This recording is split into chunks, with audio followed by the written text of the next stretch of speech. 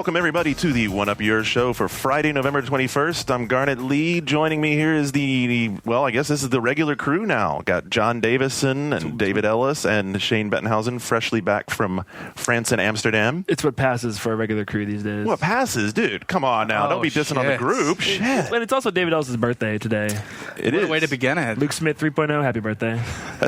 And to celebrate, we have very special champagne. I know. Indeed. It was provided to us by a very esteemed, powerful, and beloved Veuve Clicquot. Yeah, it was a gift from a close friend of the show, Susan. Thank you very much. Yeah, thank you very much. And cheers for that.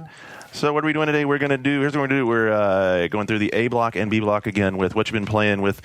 David had a chance to grab some... Dude, I'm going to break myself with that. I never knew you didn't like it. I apologize. Call them Big Fun. Big Fun. Big Fun. Big Fun's got community stuff for, Left 4 Dead. Killzone 2, Call of Duty World at War, and Need for Speed Undercover. Awesome. John, I hear you're a big fan of that game. I wouldn't say a big Perhaps fan. the biggest fan. I believe you're the highest. If you go to Metacritic, it's John Davison. Nah, it's official Xbox magazine. Oh. I can guarantee that after a little conversation we had, you're probably a bigger fan than I am. So we'll do that. Second block is the same thing. And then we have news in the third section. What do we got? We got all kinds of stuff. We got Microsoft dealing with the next experience launch, which they it's not bad. It's not consensus. It's not the worst launch it could have been. Not so far. Yeah. So far as Nobody got killed. And we got everything through we got real pirates. And David took the story because he was so excited to see actual pirates. Real pirates. Arr. All right, so I don't know, guys. Where should we? Shane, you've been gone. You want to start off with anything you've been playing? Well, I can't talk about all the stuff I was playing last week. Killzone.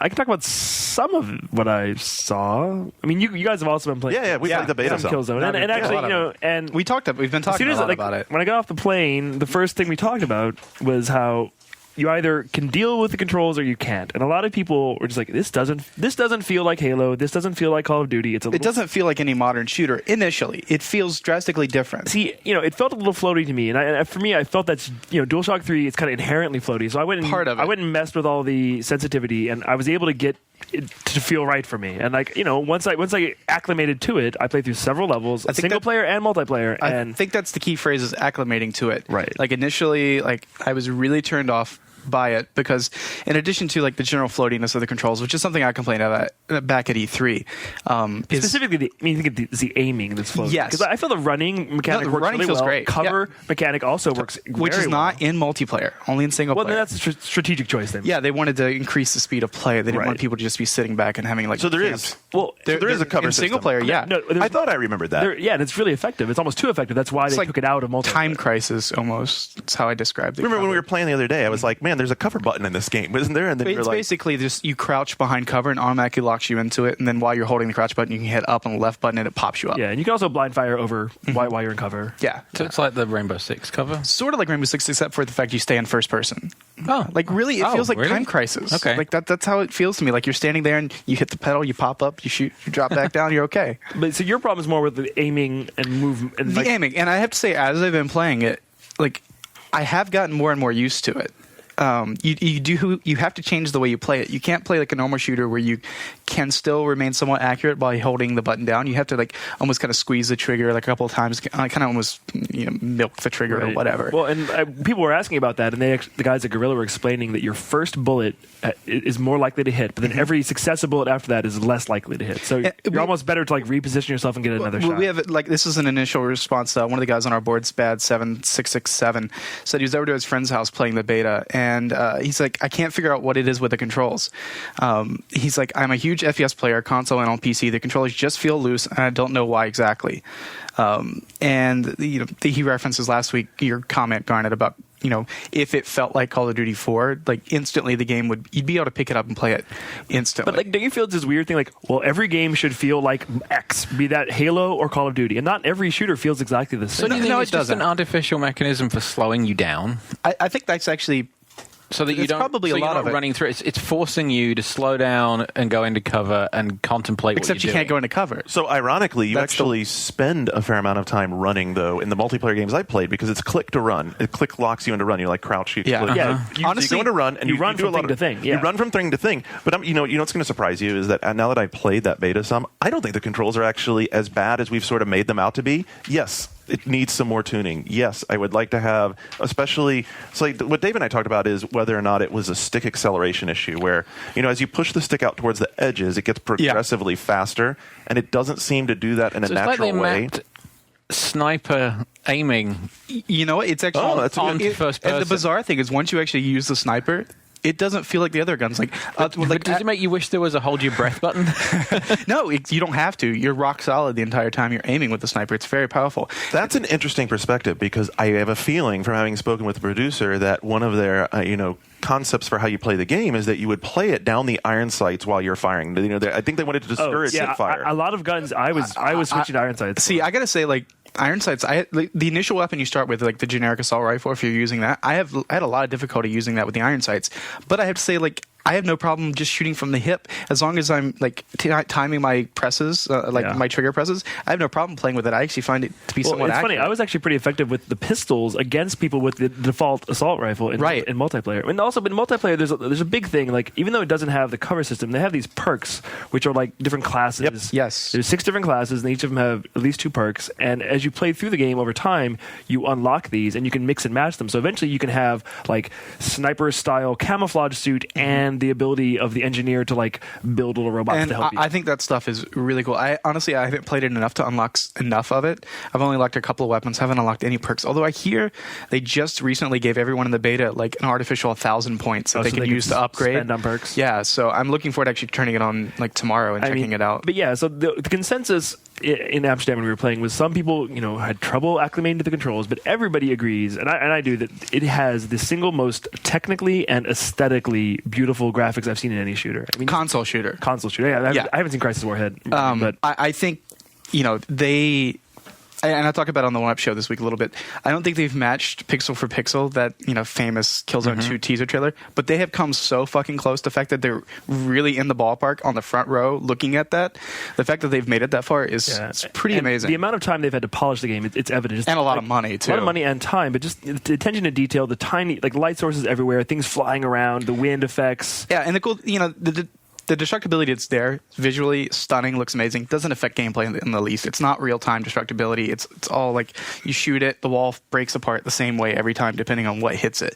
But it looks amazing. And we can't talk about it yet, but single player looks even better than multiplayer. Yeah, I would say that while I've been critical of the one level we saw over and over and over, that I'm pretty impressed with some of the stuff I've seen in the beta, some of the new areas, the texture work. For instance, there's one level you start in a motor pool sort of area, and it has some. It's nicely detailed. The tanks and stuff that are in there, they're well constructed. They have plenty of detail in them. Well, the interesting thing is the multiplayer looks like it's got an N64 fuzzy filter on it compared to single player. That's the new thing for film grain, right? I'm kind of no. It's the texture detail is lower in multiplayer than single player. No, you're wrong. Actually, that's right. I haven't been playing. Or anything. Well, while we're there, they went to a huge effort. What I'm saying is the multiplayer beta, which is only 598 megabytes, does not have the same texture detail as the full on Blu-ray. Well, that would make sense. Yeah, I know. While we were there, they made a big point of telling us that the same spec for textures is in both online and single player and multiplayer. That's what they were telling us. Doesn't look like it.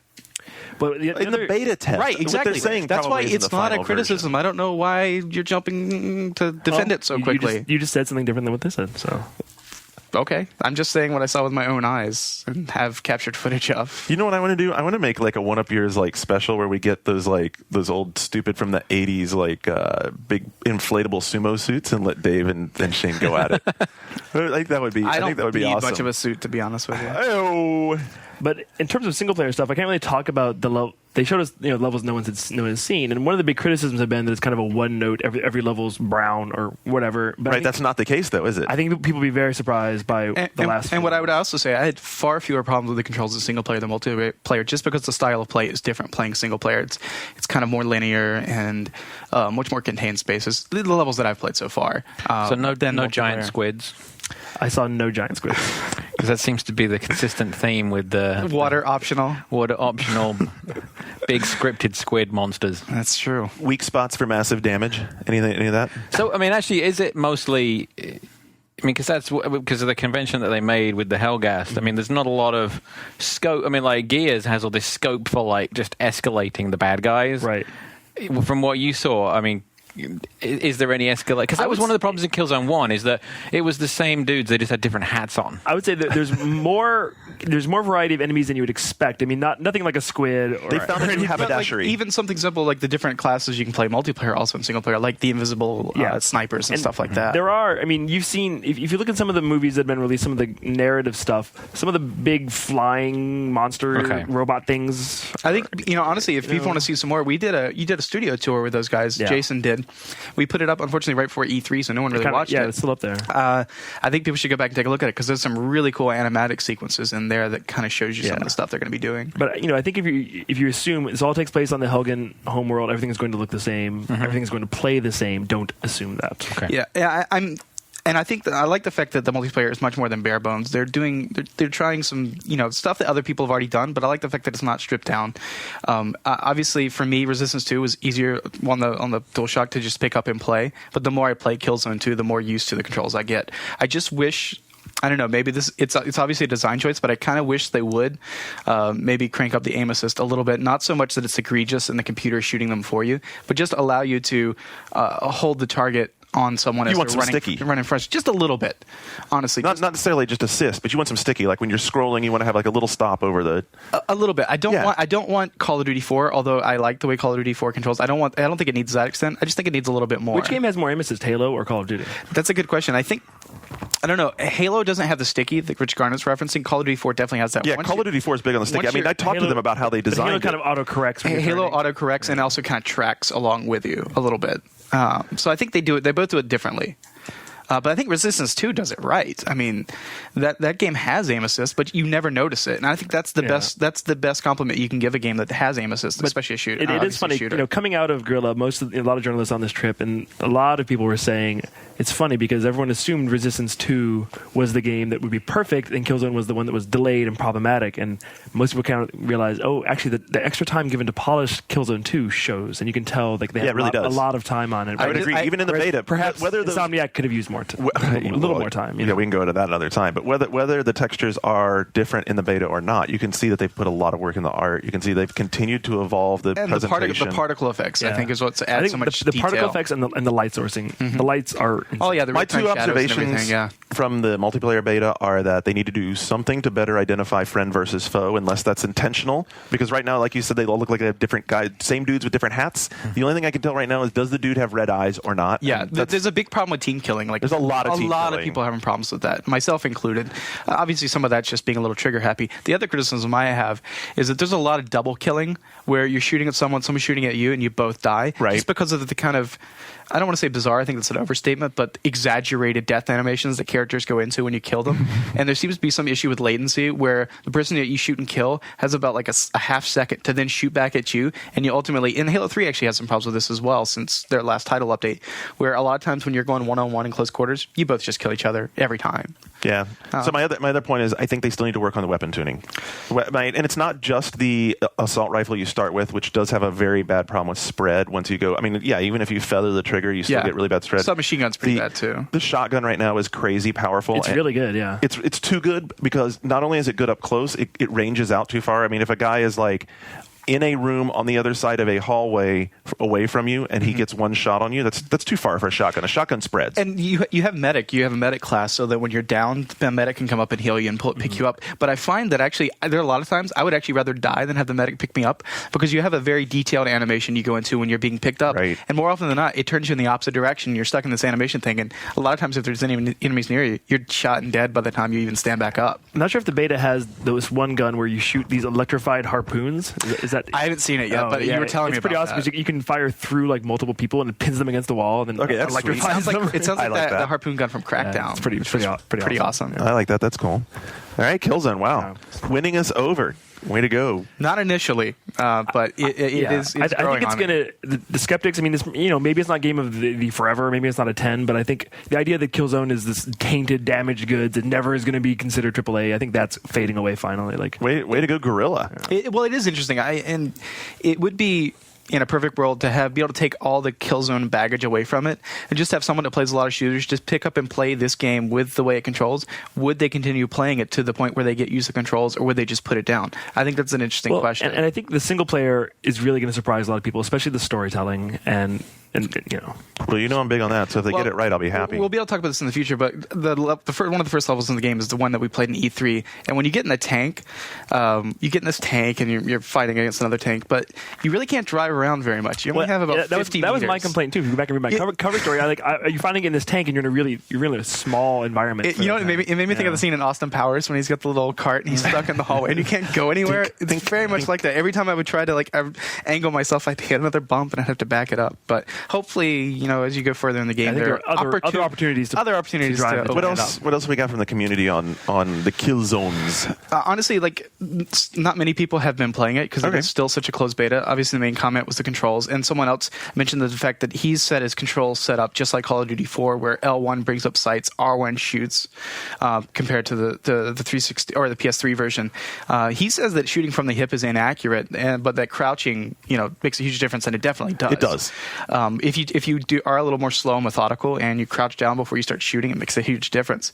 I gotta say, I had no problem shooting from the hip, to be honest with you, but we'll see. I can't wait till they open it up a little bit more so people are playing it. I found that the one problem, and we talked back to finish up on the controls because that was the big issue, I guess, is I found that the thing was not that the controls were floaty or off. I mean, once I got down the aiming and was comfortable with them, I was adjusted to that. It was that they haven't compensated yet for the fact that you're using sticks, and there's too many places where you need to turn quickly. Yeah. So they're going to have to decide. And then we can talk about Left 4 Dead next, because Left 4 Dead, I find that the more I play that on 360, the more I make use of that quick turn button. Yeah. That quick turn button is really, really valuable. And I think that's a key point, though, because in Killzone 2, if someone gets a jump on you, you're dead. You're dunzors. Unless you have a sniper rifle, you turn and get one shot on their head, you're done. I had some effective knife fights up close. I did. Yeah. That's cool. I did. That's the thing. In the multiplayer, we didn't have the knife. We don't have the knife. At least I don't have the knife yet. I have this generic club with a gun move. Lots of knife fighting in World at War, but let's talk about Left 4 Dead first, because we did a lot more Left 4 Dead. As a matter of fact, I have Left 4 Dead. Do I have to listen to you two talk about Left 4 Dead again? No, if you don't want to. All right, it's fine. Well, it's funny. Okay, you can kill Left 4 Dead. I haven't had much time. I want to hear what other people think, because I know everything that you two think about Left 4 Dead after the last 2 weeks. I have a question. I wasn't here, but I was talking to Scooter, and I was asking, so is there an ending? These 4 non-connected vignettes that are taking place in the same world, and I was like, so is there some big end? He's like, there's no end at all. I was like, well, that's kind of disappointing. For a $60 game, I expect some conclusion to this. But it's a zombie game. It's not about the narrative. But you could have a giant zombie boss. I don't know, something at the end. Or they get away and nuke it from orbit. For me, the experience that is there is complete. It's more than enough. So much replayability. So much replayability. I've played through the entire campaign probably 8 or 9 times at this point, which is so for a $60 game with a single player game, you don't expect any narrative conclusion. For this experience, it doesn't need it. It's a zombie game. What are you expecting, Othello? I don't know. It just seems like another Valve free pass. Whatever you want, Valve, it's fine. The emphasis is on because it's so much on multiplayer. I mean, there's no real end game, right? Right, there isn't. It's all about experience. And I would expect that Valve's going to be very aggressive, releasing, specifically on the PC first, releasing new levels, new experiences. People are already recreating levels in Half-Life 2 with zombies dropped in that you can play through, and they're of course completely free. You can. Well, I want to know what the community thinks of it. Yeah, we talked about it a lot last week. One of the initial complaints is this one guy. He's pissed off that there's no 4-player split screen. There is 2-player split screen on console, and he's like, if we're so next gen, why can't so many of these games with co-op focus do what the Nintendo 64 did 10 years ago? Meaning that if you're not called Halo 3, why can't you have 4-player split screen in a shooter?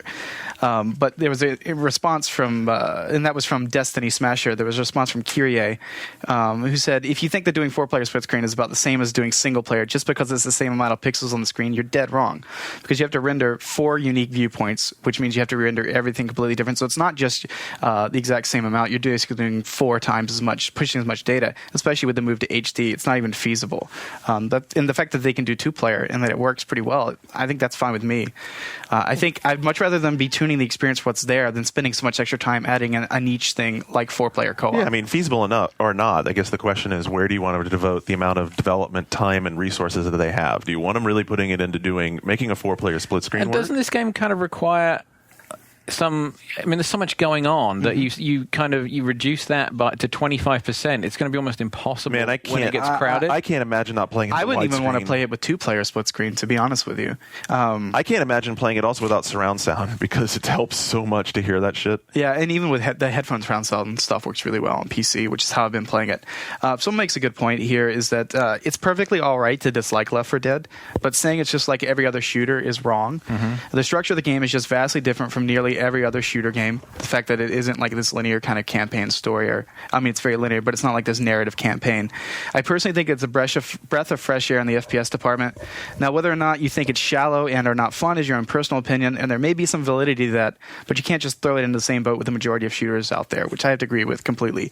It is a wholly unique experience that does change depending on who you're playing with, because everyone brings their own personality to the table. Here's a good example. Crazy Screenwriter said, I just finished playing Dead Air, which is the third campaign, with a douchebag teammate who refused to use his health packs on anyone and would just go charging off in front of us to get pounced on by a hunter and then saved by the rest of us. And when you die in the game, you can respawn later in the level in a closet. They can come and pick you up, and once they open the door, you come back out and you rejoin your squad. He said eventually we just left him in the closet. It's kind of ingenious that they can let you do that if you want to. That's awesome. I had no idea, dude. That is awesome. That right there. So you can leave them in the closet? Yeah, you don't have to go save them, and you'll see them on the map as like this yellow figure banging on doors, like, "Hey, come let me out. Let me out." You just leave them I'm sorry. We're die. not letting you out. Thanks very much. See you later. Bye. Another good one is from JB Bulworth. He's like, the best moment for me thus far is the last level, also in Dead Air campaign. We were trying to get to an airport to get a plane to take off. He's like, defending ourselves against the zombie horde while we wait for the airplane to get ready and take us to safety. Literally seconds before the airplane doors open, a tank, which is this huge beast guy that just does all kinds of damage. When he hits you, he can throw you like 50 feet in the air. A tank comes by and kills Bill, one of the characters, the grizzled veteran. The rest of us run into the now open airplane, and the tank follows us into it. He manages to kill Lewis, the office worker, and Francis, biker guy, before the airplane takes off with him and Zoe in it. So the airplane takes off actually with the tank still in it. Whoa! So they had to kill the tank in the airplane? Yeah. Or did they just like cut? Eventually, the timing worked out where it killed 2 of them, but the plane took off with Zoe where she survived, but the tank was also in there. Wow. I don't know. This game's all about different experiences like that. So many different things happen. Yeah, totally. It's about vignettes of experiences that you have with your team while you're playing the game. Yeah, and I got to say, like, playing the Versus stuff with real people in the real world just solidified my opinion that it's amazing and it's so much fun just to fuck with people. Because you can take people from being in full health, complete, like, they feel like they're safe, but if you set it up just right, you can take out an entire team. We were playing at a level where you're in this kind of warehouse. It's towards the end of the level. They're near the safe house. One of my teammates was a tank and rolled up in the corner. All the enemies had auto shotguns, which fire like really, really quickly, can take the tank down really quickly. And so what he did is he distracted them. I'm the big boomer guy who vomits, and once I vomit and tag them, zombies just come from everywhere and jump on them. While he's distracting them and they're all shooting at him, I roll up behind as the boomer, vomit on 2 of them, roll up on the other 2, and they panic and shoot me, and I blow up, and that shoots my zombie juice on them. And zombies come out of nowhere, and then by that time, my other 2 teammates have spawned, and they're hunters, which can jump from ceilings. They can jump off the roof of buildings and anything, jump on top of people, and they're slashing. We took the entire team from full health to nothing in like 30 seconds. Are the infected as fun to play as the regular people? No. More challenging. They are more challenging. They are slow. The control can be kind of awkward, but if you play it for more than 30 minutes, you get completely used to it, and you change your style of play to fit it.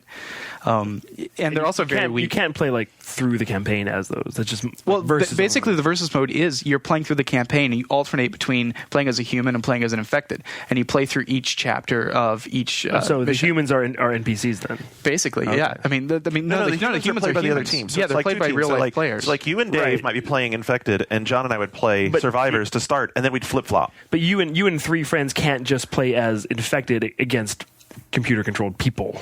No, there has to be at least one human there. At least I think that's the case. I think there has to be at least one human there. But yeah, basically it replaces the computer-controlled super characters with human-controlled characters, much like they were talking about with The Crossing, that game. So, and I think what I've played so far definitely proves it works. It's a lot of fun, and I mean, my other question, I guess, is this fun for somebody who isn't going to play multiplayer? Is Left 4 Dead? Is it still? No. I said it last week. If you don't have the ability or don't want to play multiplayer, whether through just the campaign or even the versus stuff, I would say I'd wait for the price to drop. It's not worth it for $60 if you're playing on a console. Unless you really like zombies. Unless you really have a hard on for zombies. If you're really into zombie escape porn, then a lot of people are. Yeah, I mean, yeah, I could see it. I finally put it on my PC, and it made me sad because it just demonstrated I me. know a bunch of people that say that's the best way to play it. It is. It is. You know what's so funny is I put it on my PC, and like it fires up, and like you hear the Valve music, dong dong dong dong, and like the logo comes up, and I'm like, man, you know what? There's just something inherently right about playing a Valve game on PC. And then I tried to play it, and it's like I turn the settings down, I turn the the size down to 1024 768, and I still was like, when I get mobbed by zombies, it would like slow down. I was like, God damn! I'm running it on a $700 machine. It runs it at 1680 by 1050 with everything turned up. No, at like 60 frames per second. Like dude, a cheap machine will run it really, really well. My busted machine is right. Your machine is old. It's old. So it made me sad and made me excited that I'm going to build a Core i7. Should because it is right. It is really right on PC. I mean, it's cool on PC, well, like, especially. I was shocked by. I installed the demo, but didn't really get a chance to play it on PC. But like, how much better it does look on PC compared to console. Yeah, you know what? Even with the details turned down, like the shaders at low and all that kind of stuff, that engine does look. When you really have it all turned on, like the character models look so much better. It looks. I mean, the Source engine may be showing its age a little bit, but for a 4-year-old engine, it's amazing how good it still looks. That was Gabe's thing. It's gonna be modular. John, are you gonna play this game with us at all? You really need to. Yeah, I need to get a copy. Yeah, you should get an Xbox copy. Get it on an Xbox. You don't have a gaming PC at home, do you? No. Grab it on Xbox and we'll play. It's fun. Yeah.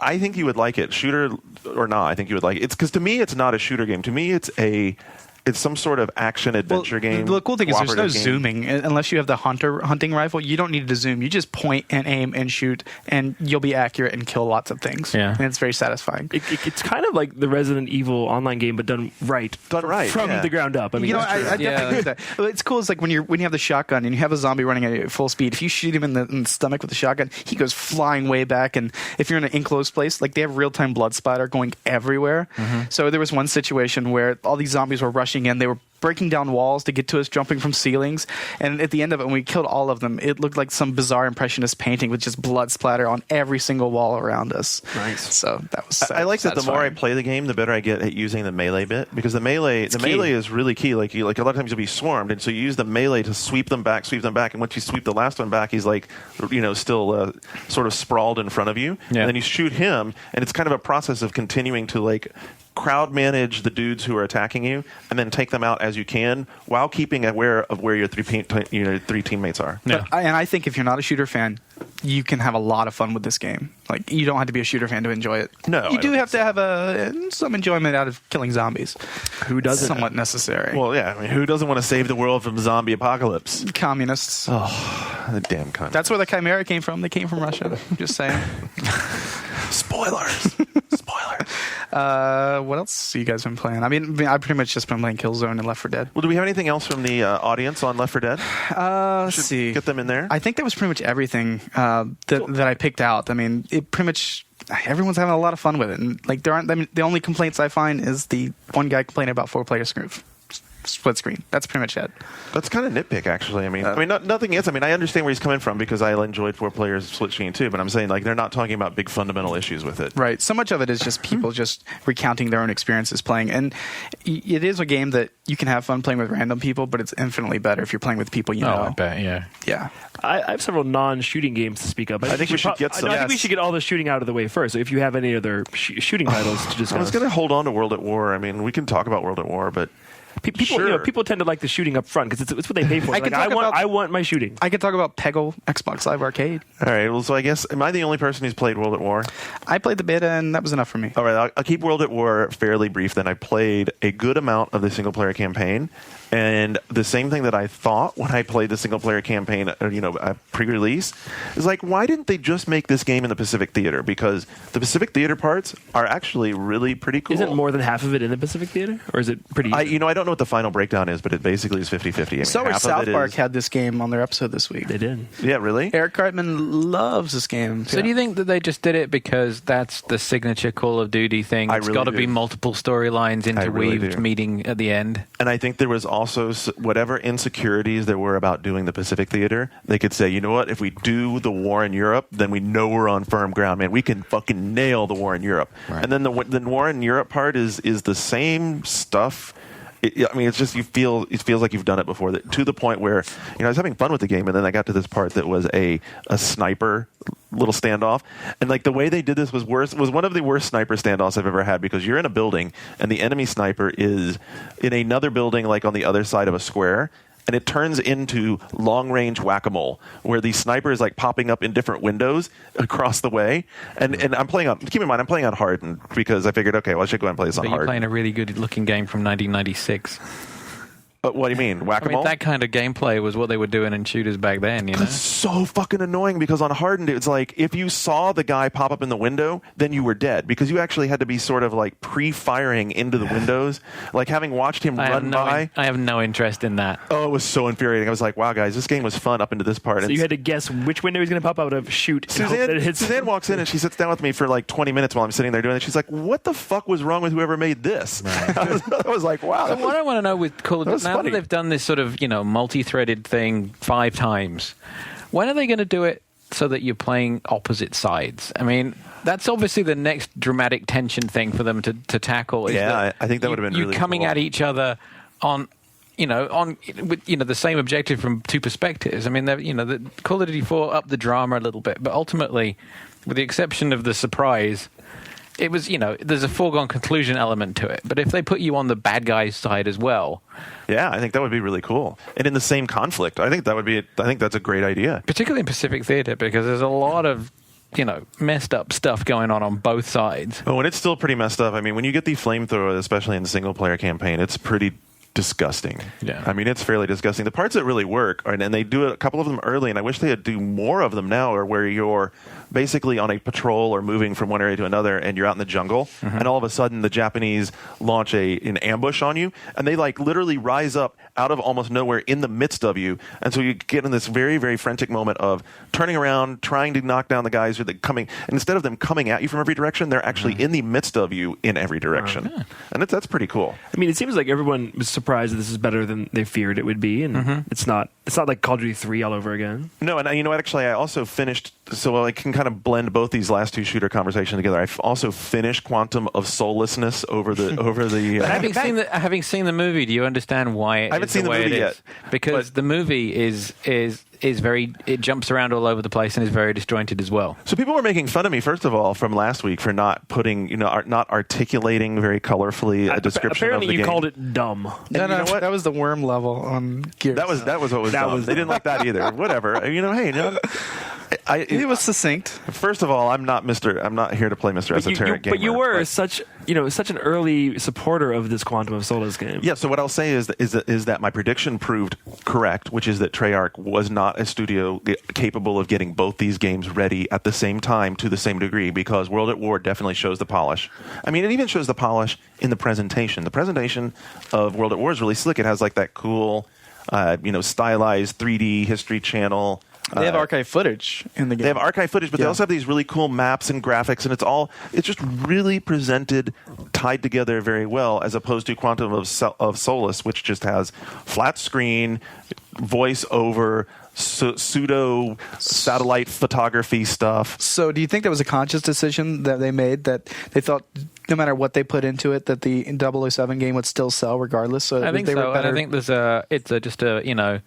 there's this sort of big dumb approach to Quantum of Solace, where it's just like, this is not going to be the gamers, it's going to be the people that get this with the $199 Xbox this holiday, and they'll love it.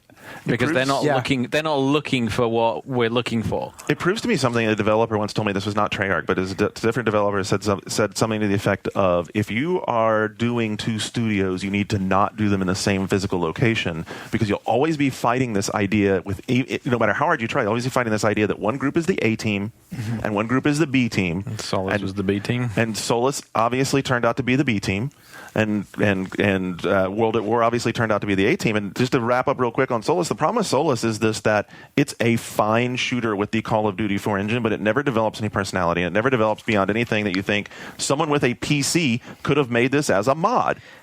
We have a user, Helios V, who said the single player has sequences where the entire level seems ripped from something in Call of Duty 4.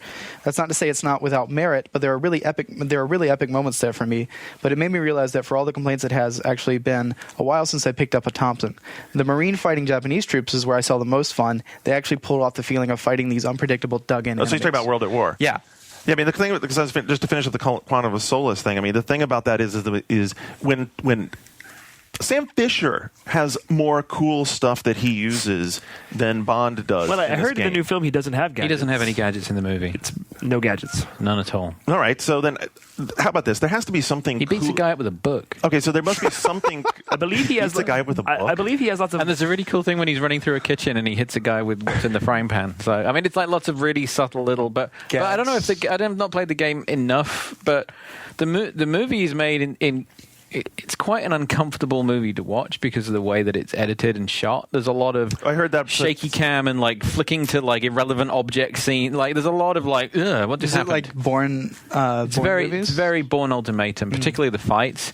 But one thing, after hearing you talk about it last week and then going to see the movie, it's like, he's in Spain, he's in London, he's in somewhere else, and now he's in the desert. And it's like, there's no transition, there's no sense of time, it's like 1 second he's in one place, and then, the way a lot of movies do these like cool like typography that's merged in with the scenery and the way they do the CG. The way it explains transitions is just by saying, okay, now you're here, and the game kind of does that as well. It's like, you can, you get to a point where it's sort of... They definitely do that. It's like you open a briefcase and suddenly you're in Paris, and it's, or you open a briefcase and the camera pans back and now you're in a new location. It's just sort of it's that kind of lazy music video approach applied to video games as well as to the movie. Well, I think part of the blandness, we called it James Bland also. I think part of the blandness of the game might come from them really being up against the wall development time-wise, because one of the first things we saw was Venice, and when I was finishing the game, I got to go to the Venice level, and the Venice level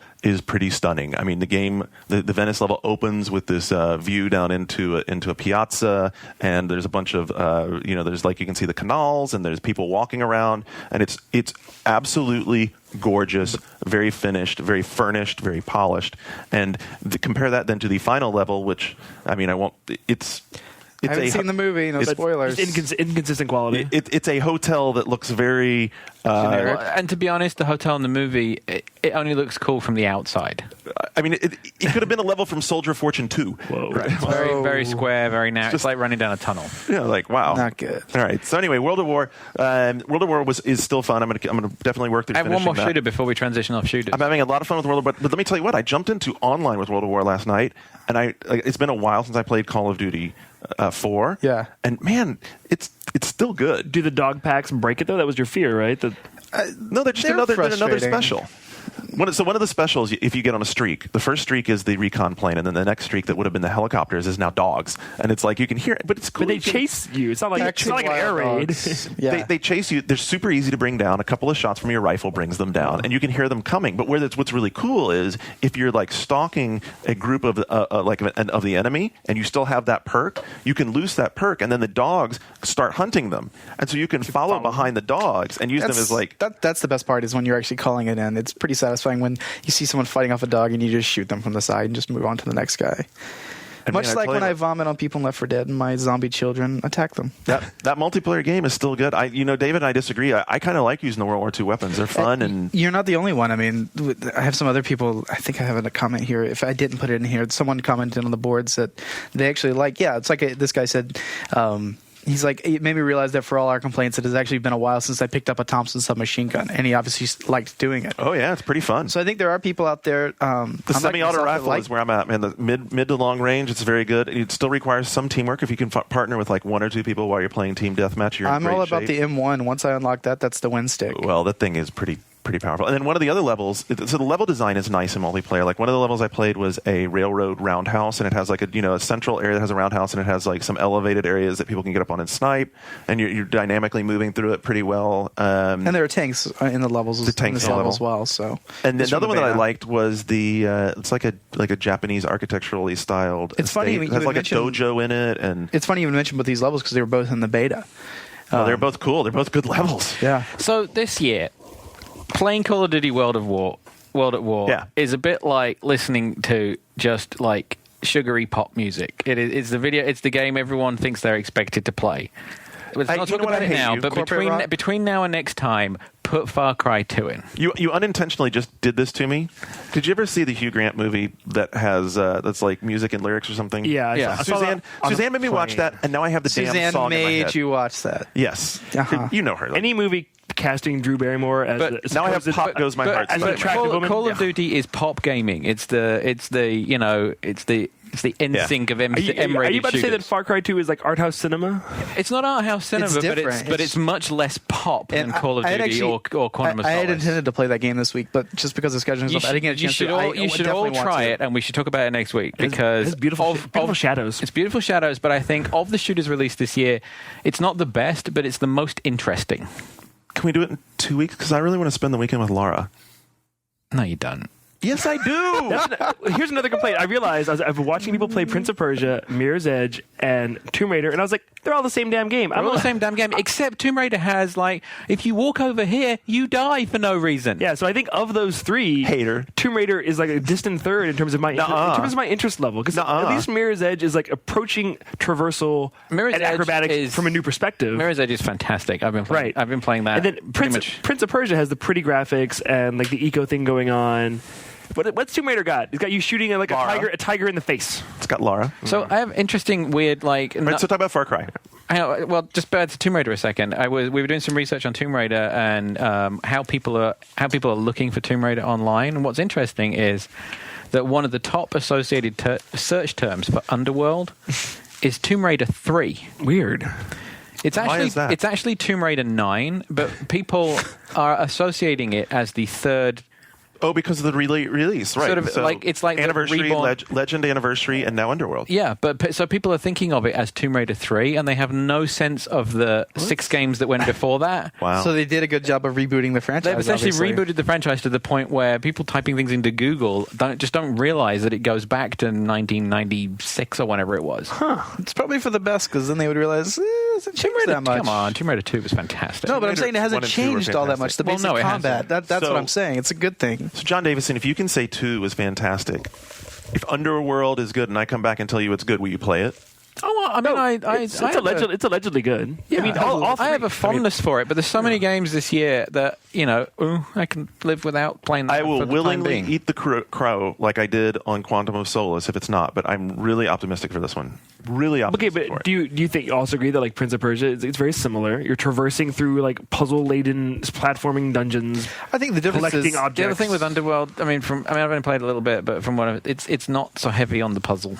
Right, in Prince of Persia, the focus on combat is so much less intense than in Tomb Raider. I have not played the new Prince of Persia other than a demo event, and I think that I get where you're coming from as the similarities across of them because they all have interesting and unique, very foreign, exotic settings. You're grabbing walls, you're swinging across things, you're traversing through levels mainly. But Lara's an endangered species killer, and it's true. And what about the complaints? And the Prince is more of a grab a ring and you've heard about the complaints of Tomb Raider that's really short. It just kind of ends, and like the DLC they did that last time. Well, the DLC that's exclusive to 360 feels like a level they just took out of the game. Really? Yeah. I mean, one thing it looks fantastic. I mean, it's certainly the best looking Tomb Raider by a long shot. I mean, this is the first one they didn't develop for PS2. Also, I've not played it extensively, but from what I've seen of it, there's nothing wrong with it. I mean, it's a very like a lot of games this year, it's thoroughly competent. But you're not feeling that there's something right with it. Well, maybe I'm just fatigued on a franchise that there's now. I mean, 9 games. I mean, so you have to say that part of my reason of asking, like, taking a little break before going to Far Cry 2 is I've heard it's good, and I want to enjoy it because I'd really like to really enjoy one of the shooters this fall, but I am seriously feeling like I'm getting some shooter fatigue. Yeah. And do you feel like you haven't totally enjoyed any one of them? There's been issues with all of them? No, actually, I mean, it's kind of funny. Like, playing online World at War, I actually was having a lot of fun, and I was surprised because online World at War I expected to be just a throwaway Call of Duty 4 mod almost, and I was like, wow. So you're saying you were more disappointed with Resistance and Gears of War than Call of Duty? I was. Are you talking about just multiplayer, or are you talking about single player? More disappointed with Resistance single player. Resistance multiplayer would definitely stand right now as the high point of shooter multiplayer for the fall for me, definitely. Because I don't call Left 4 Dead a shooter. To me, it's much more like an action adventure party weird. I don't even know what the hell you call it. It's a fair point. It's a different experience. Yeah, I mean the weapons don't matter. The weapons matter by virtue of what they iconically are, but they don't matter in that I'm carrying an MP5 or I'm carrying an M4 or whatever. It's like I'm just carrying a shotgun. And honestly, at least the matchmaking works in Resistance 2 compared to Gears right now. Yeah, it's still a major problem with Gears. You bring up a valid complaint that I know people are already writing. What about Gears? And I've never been the hugest Gears fan. Gears multiplayer is definitely good. I really enjoy Horde. There's a lot of good multiplayer shooter games this fall. The single player still hasn't come through. So to Far Cry 2's point, single player. That's all I've tried so far, and it works. Well, what's great is that, I mean, I think part of the shooter fatigue comes from the funneling you down a tunnel. Absolutely. So this being an open world, it just feels different, right? And you have the opportunity to go and go, well, I'm going to go over here and see what happens. And the way you stumble upon ways to approach. I mean, it's got some Stalker about it. It's got some Crysis about it. It's got some GTA and Just Cause. There's like a lot of games that it evokes, but I think having played so many of these, walk this way and keep shooting at things until we unlock the next kill room. The fact that Far Cry isn't that is really refreshing, and the fact that it's experimenting. Sometimes successfully and sometimes not, but at least it's trying to do some different things with malaria might have been a good idea. The malaria, no. Being stricken by malaria, it's unless you're swimming and then you drown, which happens. So it has some odd quirks, but there's some things it's doing with weapons and things it's doing with the way that the factions in the world and the way that you're being paid. So there's some mercenaries elements to it. That's cool. Hey, John, one of the things I would ask when you're kind of driving along a road, don't you routinely run into like enemies anyway? Like, don't they show up at like seemingly very similar intervals, so that it almost feels like you're all like every so often the game's like you have to fight some enemies. Here's some enemies. You can sort of dodge it though. Okay. I mean, as long as it's optional. It's just, I mean, the way that the environment they packed the environment. I mean, there's the good thing I think about the approach to open world is there's no sort of trudging across miles of landscape looking for something. I think it tends to keep the objectives fairly close together, and it'll keep you entertained on the path. That's cool. I mean, I'm definitely into it. I tell you what, I'm definitely going to play this weekend. We don't have any copies of it around, so I tell you what, I will order it up off Amazon to make sure that I get it before Thanksgiving, so that we can talk about it on the other side of Thanksgiving. Because I forgot at the beginning of this show to say what we're doing for next week's show, because we have to record early, which is this. I want everyone out there who's listening, and like the easiest way for us to do this is to get off the one-up board. So, I don't care whether you comment on the one-up boards the rest of the time or not. I'd love it if you did. But jump in. We may have new boards this week.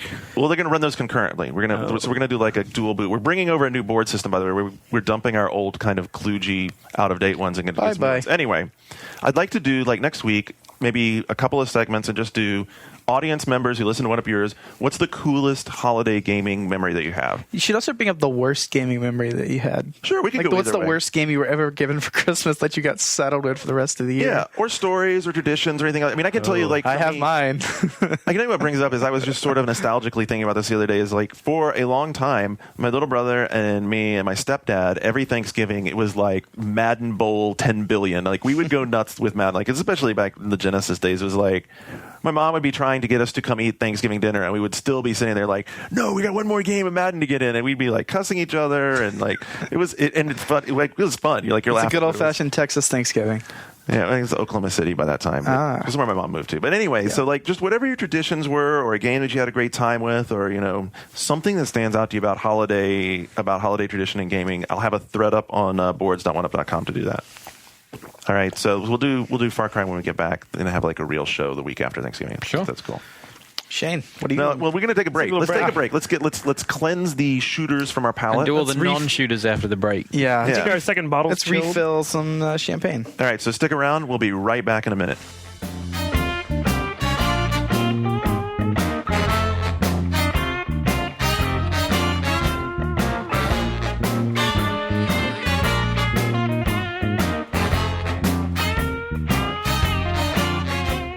All right, we're back. We're recharged. We got the second bottle of bubbly open. Refilled and ready to go. No shooters. No shooters. So we will not have to hit reload. Well, we're going to talk about Mirror's Edge. Not a shooter. That's it's a transitional first-person game. You have to wean us off. It's the methadone. I mean, there are guns, but you don't have to use them. I think you would enjoy this a lot. Oh, I already do. I just didn't get my hands on a copy. Someone told me, now is this accurate, that that the only way to get a gun is to disarm someone. You can't actually pick one up off the ground? It never gives you a gun. That's weird. You have to take. It's not a shooter. I mean, it makes it an active choice. You have to choose. Well, to the point where the achievements are angled very heavily towards encouraging you to not shoot anybody, because you didn't kill anyone, you didn't pick up a gun, you didn't do this achievement. And when you pick up a gun, you become so encumbered. I automatically felt like I don't want this anymore. You can't clamber up things when you've got a gun because it's in your hand. You know. I mean, I'm not. Guns are really, really heavy. As I said, this is radio, so they don't see you. You can run. You can't climb over things. Right. That makes sense. And the levels are designed. Can you wall run? You can wall run, but more often than not, what you want to do is you want to run and run up something and grab on and flip, because there's so much verticality to the gameplay that if you have a gun, you're really hampered. So what you need to do is squeeze off a couple of rounds and then just toss it. But there are some levels where it's trying to force you to think, I'm going to use a gun, when the best there's a huge chase that goes down through and ends up in a subway station about halfway through the game. And you sort of run down, you slide down the stairs, and you have to do the slide thing underneath as the barrier comes down. And there's a sequence of 4 guards that have increasingly better armor and weapons just along the platform.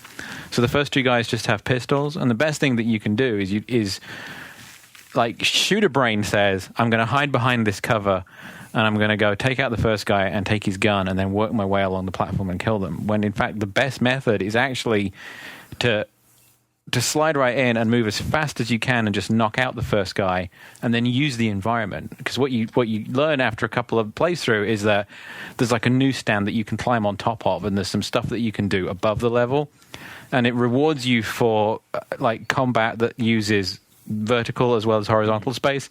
So you can like wait for the guy to go by and then just drop down on top of him and it'll knock him out. So that kind of thing is a more rewarding and more the way the levels are designed than like, I'm going to knock you out and then I'm going to just sort of like, it takes you like 10 times longer to use the guns than it does to use the environment effectively. Rules to live by. Squeeze off a couple of rounds and get the hell out of there. The more I hear about this game, the more it sounds like it's combining 2 of my favorite loves, which is parkour and MacGyver and his aversion. Parkour MacGyver. If MacGyver did parkour and was a fairly hot girl. Love it.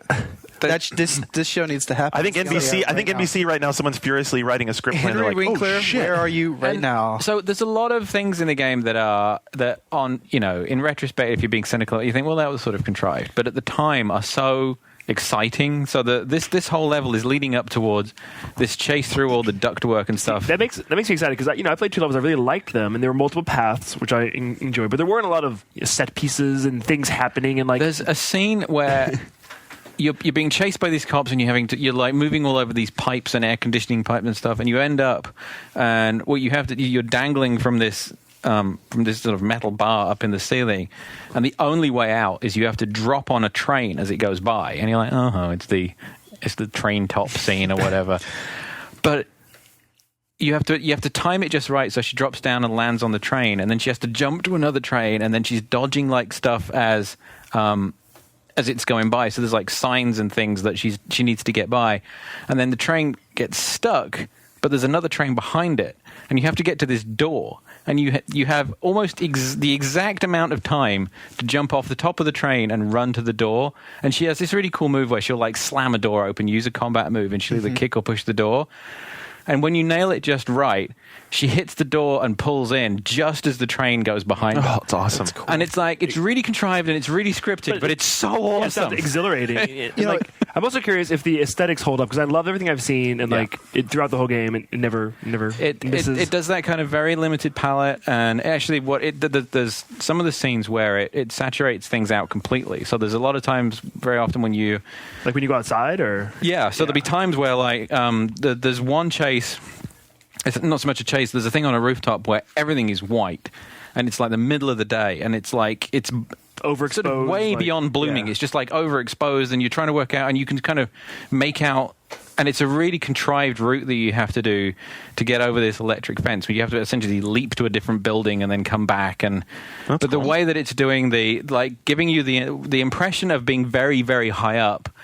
Is it does it with the sound, and it's doing it. The higher up you are, the more saturated the graphics get, and there's a lot of things that it does with the camera wobble to imply that there's wind and stuff going on, and it's just just the excitement. The more I hear this game talked about, and just thinking about it, especially since we just talked about it, this is the sort of thing that to me would make, if not a Bond game, at least a very cool super spy game. I mean, if you're talking about a game, take a little bit of the linearity out of it and make it a more and it is a sort of a. I mean, she's not a spy, but she's a courier, right? But there's intrigue and espionage. The story is an intrigue story. I mean, you are essentially solving a crime, but not as a cop. Huh, okay. But I feel like. But are the levels not very point to point to point? Yeah, but the route is... Well, this is what I was saying last week, where it's got a lot in common with Portal, where it puts you in what are essentially contained environments. But your path through them... There's choke points that it's trying to get you around, but the solution so to get it's not as much like you're following a string as it appears when I've watched it. No. Okay, cool. And you always know you have everything that you need at your disposal. It's just a matter of figuring out how to use it. And very often it'll say, it'll be, you get to the top of a building and it's like, well, you have to get to this thing way over here, but the path to get there is you're going up through construction, and then you're on a building and you have to go on a completely different building, and then there's parts where you run out along a construction crane on top of a skyscraper and have to leap off 30 stories up and jump onto another crane across the street. And those jumps, I mean, if she's flailing. She's flailing and everything. And you've got this guy that's your kind of handler in your ear who's kind of keeping an eye on you the whole time. And when you do something crazy like that, his response just fuels the whole feeling, because he'd be like, there's a lot of did you just do what I think you did? And it really reinforces that, yeah, I pulled that off. I jumped off that crane and I landed on this stuff and I ran. Do you follow my concern? My concern was that watching it demoed, and just strictly watching it demoed, and then watching some people play it, I felt like it was almost like a person had gone down into a rabbit hole with a string behind them, and then you were just tracing the string back. Did you ever play it though? When I did play it, I found it really engaging and exhilarating and refreshing. And I only played the pieces that everyone had played, right. So it was like I've seen people play this. I sort of felt like I'm like, oh, I know where to go, so I'm just doing what I've seen done. So to me, hearing you talk about it, it sounds like the experience. It almost sounds like surfing, in that it's all about the experience of just being you and your environment and just moving around. And when you get it right, when you start to understand the environment, and particularly if you go back and redo something, and you've learned where the surfaces that she can run and the ones she can cling, and there's something that it does with the way that the game feels, where you can run up to a wall, bang into the wall, leap up and cling onto it. But if you leap at the exact right point, the fluidity with which she'll leap and cling and just kind of, I mean, the way when you watch the parkour videos, right. they spring and get things right, that they're not pulling themselves up with a lot of effort. Right. It's that the momentum is making the whole thing move very, very easily. Right. And the game has that built into its physics, where if you jump at the right time, everything is just so much smoother. And you get to this point where you've been running for a couple of minutes and you feel like I nailed every fucking thing and I didn't bump into anything and I'm just pushing myself off. But what surprises you is that it isn't hand-holding, it isn't automatic. It's not very forgiving, and you'll fall off a lot. Whereas Prince of Persia, I've been watching people play it, and it's very forgiving. It's very automatic, and there's tons of hand-holding. In fact, that chick's always holding your hand and saving you. I mean, so I think Yorba. In terms of these traversal games, the fact that it is first-person, that makes all the difference. Yeah, it really does. And every now and then, it'll break up the momentum it'll throw what's essentially a puzzle room at you, and it's a spatial reasoning Portal type puzzle, where there was one that had me flummoxed for 20 minutes, where there's been this huge thing where you've gotten away from these guys that are shooting you. There's a huge fight which a lot of the people that have played the game get really pissed off with, because you've got like a split second to stop this guy, and if you don't hit the button at the right time, then you get thrown off a building, and it happens over and over and over and over.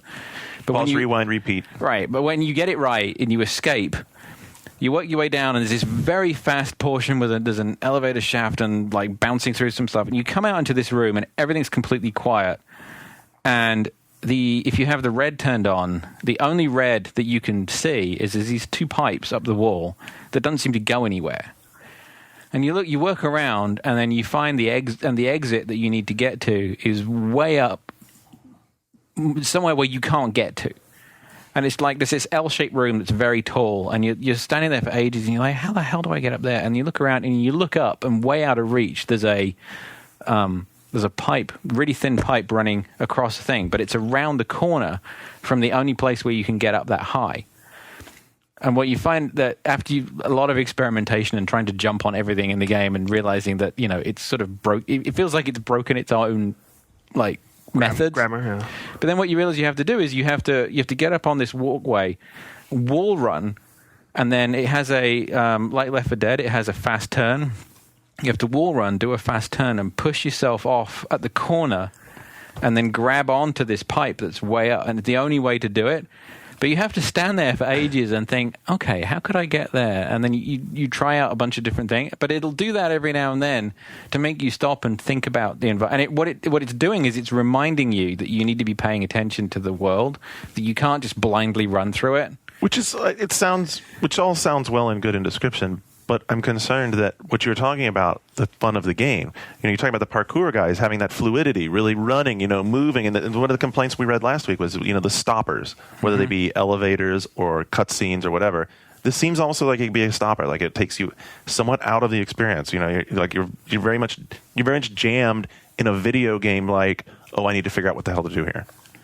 But it kind of makes sense. I would assume that real parkour practitioners, before they actually go through practitioners, they sit there and actually plan out their movements, at least a lot of them, ahead of time, because otherwise they die. Well, and part of it is, how do I get up there? Right. No, I get that's part of the puzzling. I mean, was it more frustrating than fun, or more fun than frustrating? No, I mean, initially I was, it sort of dawned on me that I was thinking about it wrong, and okay. what I kind of liked was it was actually forcing a complete change in mentality towards the game. And then when you realize the big question for me is, once you figured out what to do, was the manual part of doing it doable easily, or was it one of those things you had to fiddle with it a bunch? The problem was that I was overcomplicating it in my head. I was like, well, I could do that, but I'm not going to be able to press the button fast enough in order for it to do that. And then when you actually try it, you realize that because the game, it does take over enough that as long as you pull off the wall run and the turn, the jump happens. The jump sort of happens, and she grabs on, and then she's just swinging on this pipe, and you're like,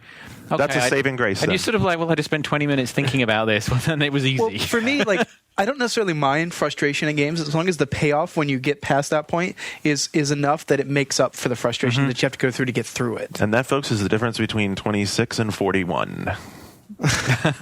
27 now. 27. But I think Mirror's Edge is my Thanksgiving game. I want to play through that. So. It's very good.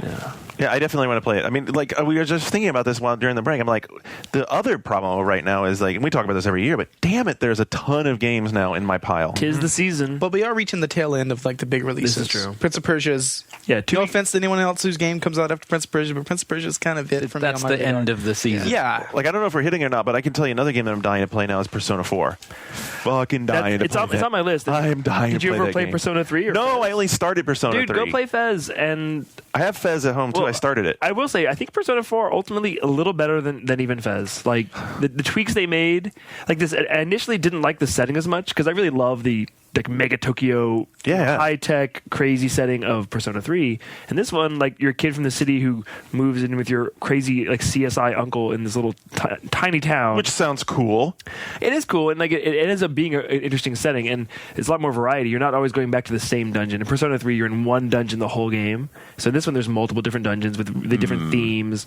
And they also went back and tweaked the battles, and just a lot of small improvements to the system, much more diverse soundtrack. I think ultimately the best JRPG. What are you laughing at? Just soundtrack's one of the big features that you mentioned first. For the fact that... wait. I can defend that. Right, soundtracks of JRPGs can be awesome. All right, Persona 3 was a 100-hour game. one song in Jesus Christ. One song in the dungeons, right?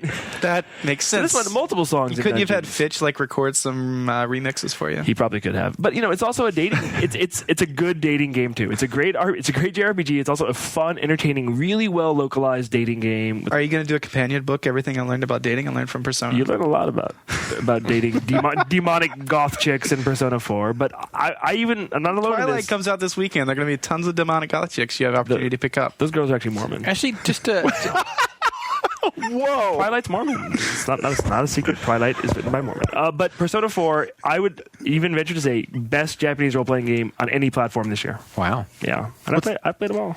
What's the combat system like? You've ever played a Persona game? Yes, I'm just saying, give more than give some details. Turn-based, on a strategy. You only have full control over your main character, and you can summon personas, use different spells. Still shoot yourself in the head. You shoot yourself in the head. Yeah, it's par for the course. Teenage suicide. Don't do it.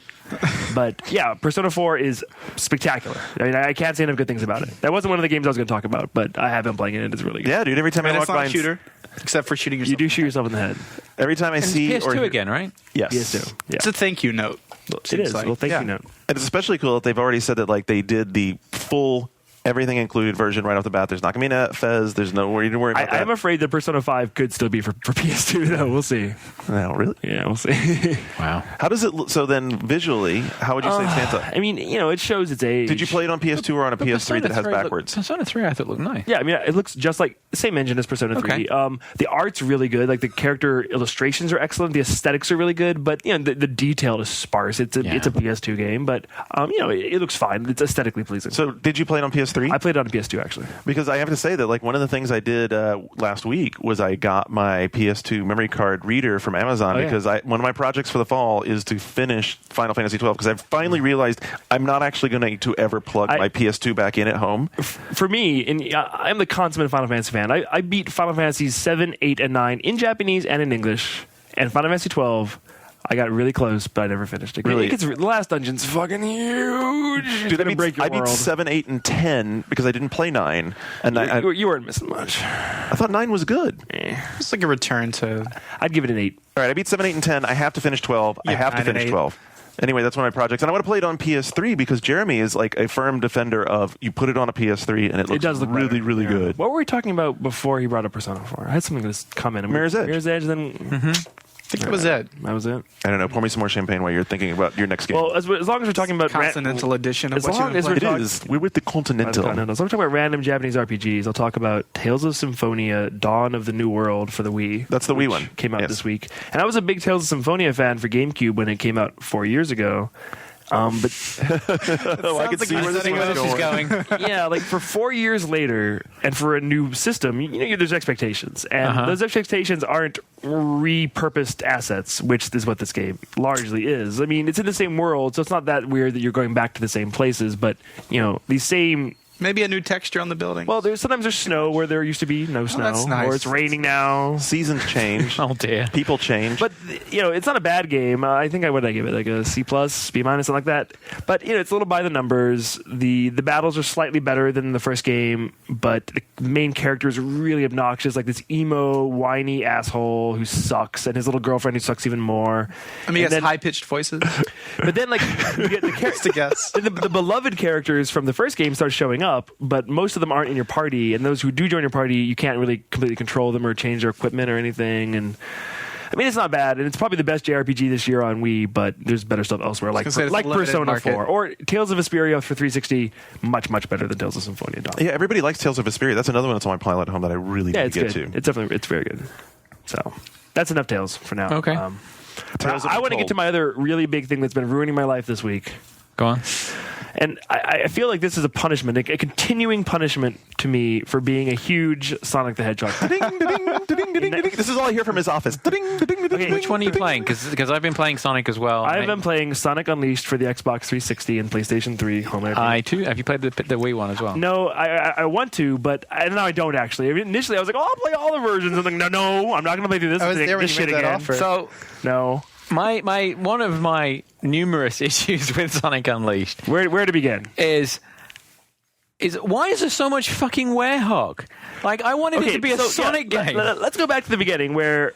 I don't think you understand all the new marketing possibilities with the brand new Sonic character. As I said, Werehog? I wouldn't even tell you the images that brings to mind. All right, let's go back to the beginning. In June of 1991, when Yuji Naka produced Sonic the Hedgehog for Genesis, and I loved it. I even argued with my friends. I was like, Sonic the Hedgehog is better than Super Mario World. And like years later, I realized, it isn't actually. But it was very, very good. Very, very good. And Sonic the Hedgehog 2 was very, very good. And Sonic the Hedgehog 3, not quite as good. Sonic and Knuckles, not quite as good. Sonic CD, really good. And then by the time we got to Sonic Adventure on Dreamcast, it was really good. Yeah, it was the first, absolutely. it wasn't as good as Super Mario 64, but it was definitely... And this is an important moment in the Sonic timeline because Sega would have you believe that this is a return to that. To Sonic Adventure.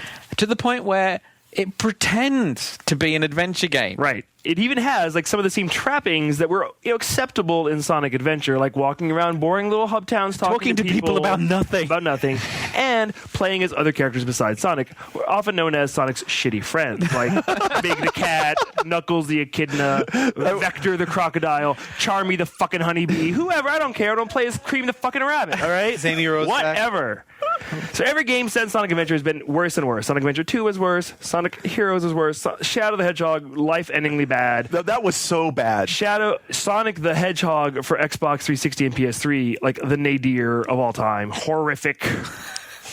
So then they're like, hey, Sonic team, try again, reboot it. And they're like, oh, okay, this is the game you've always wanted. We're going back to the basics. It's pure Sonic 2D gameplay in parts. It's going to be great. And so we had Sonic Chronicles in between as well, which was like a nice return to something very good and like. Okay, but then like 6 months. Then 6 months ago, Sega's like, hey, here's this Werehog thing. Sonic turns into the Werehog. It's not the whole game. It's just a little part of the game. No, it is 60% of the game. And I tell you what it is. It's Dynasty fucking Warriors. No, it isn't. It's God of War.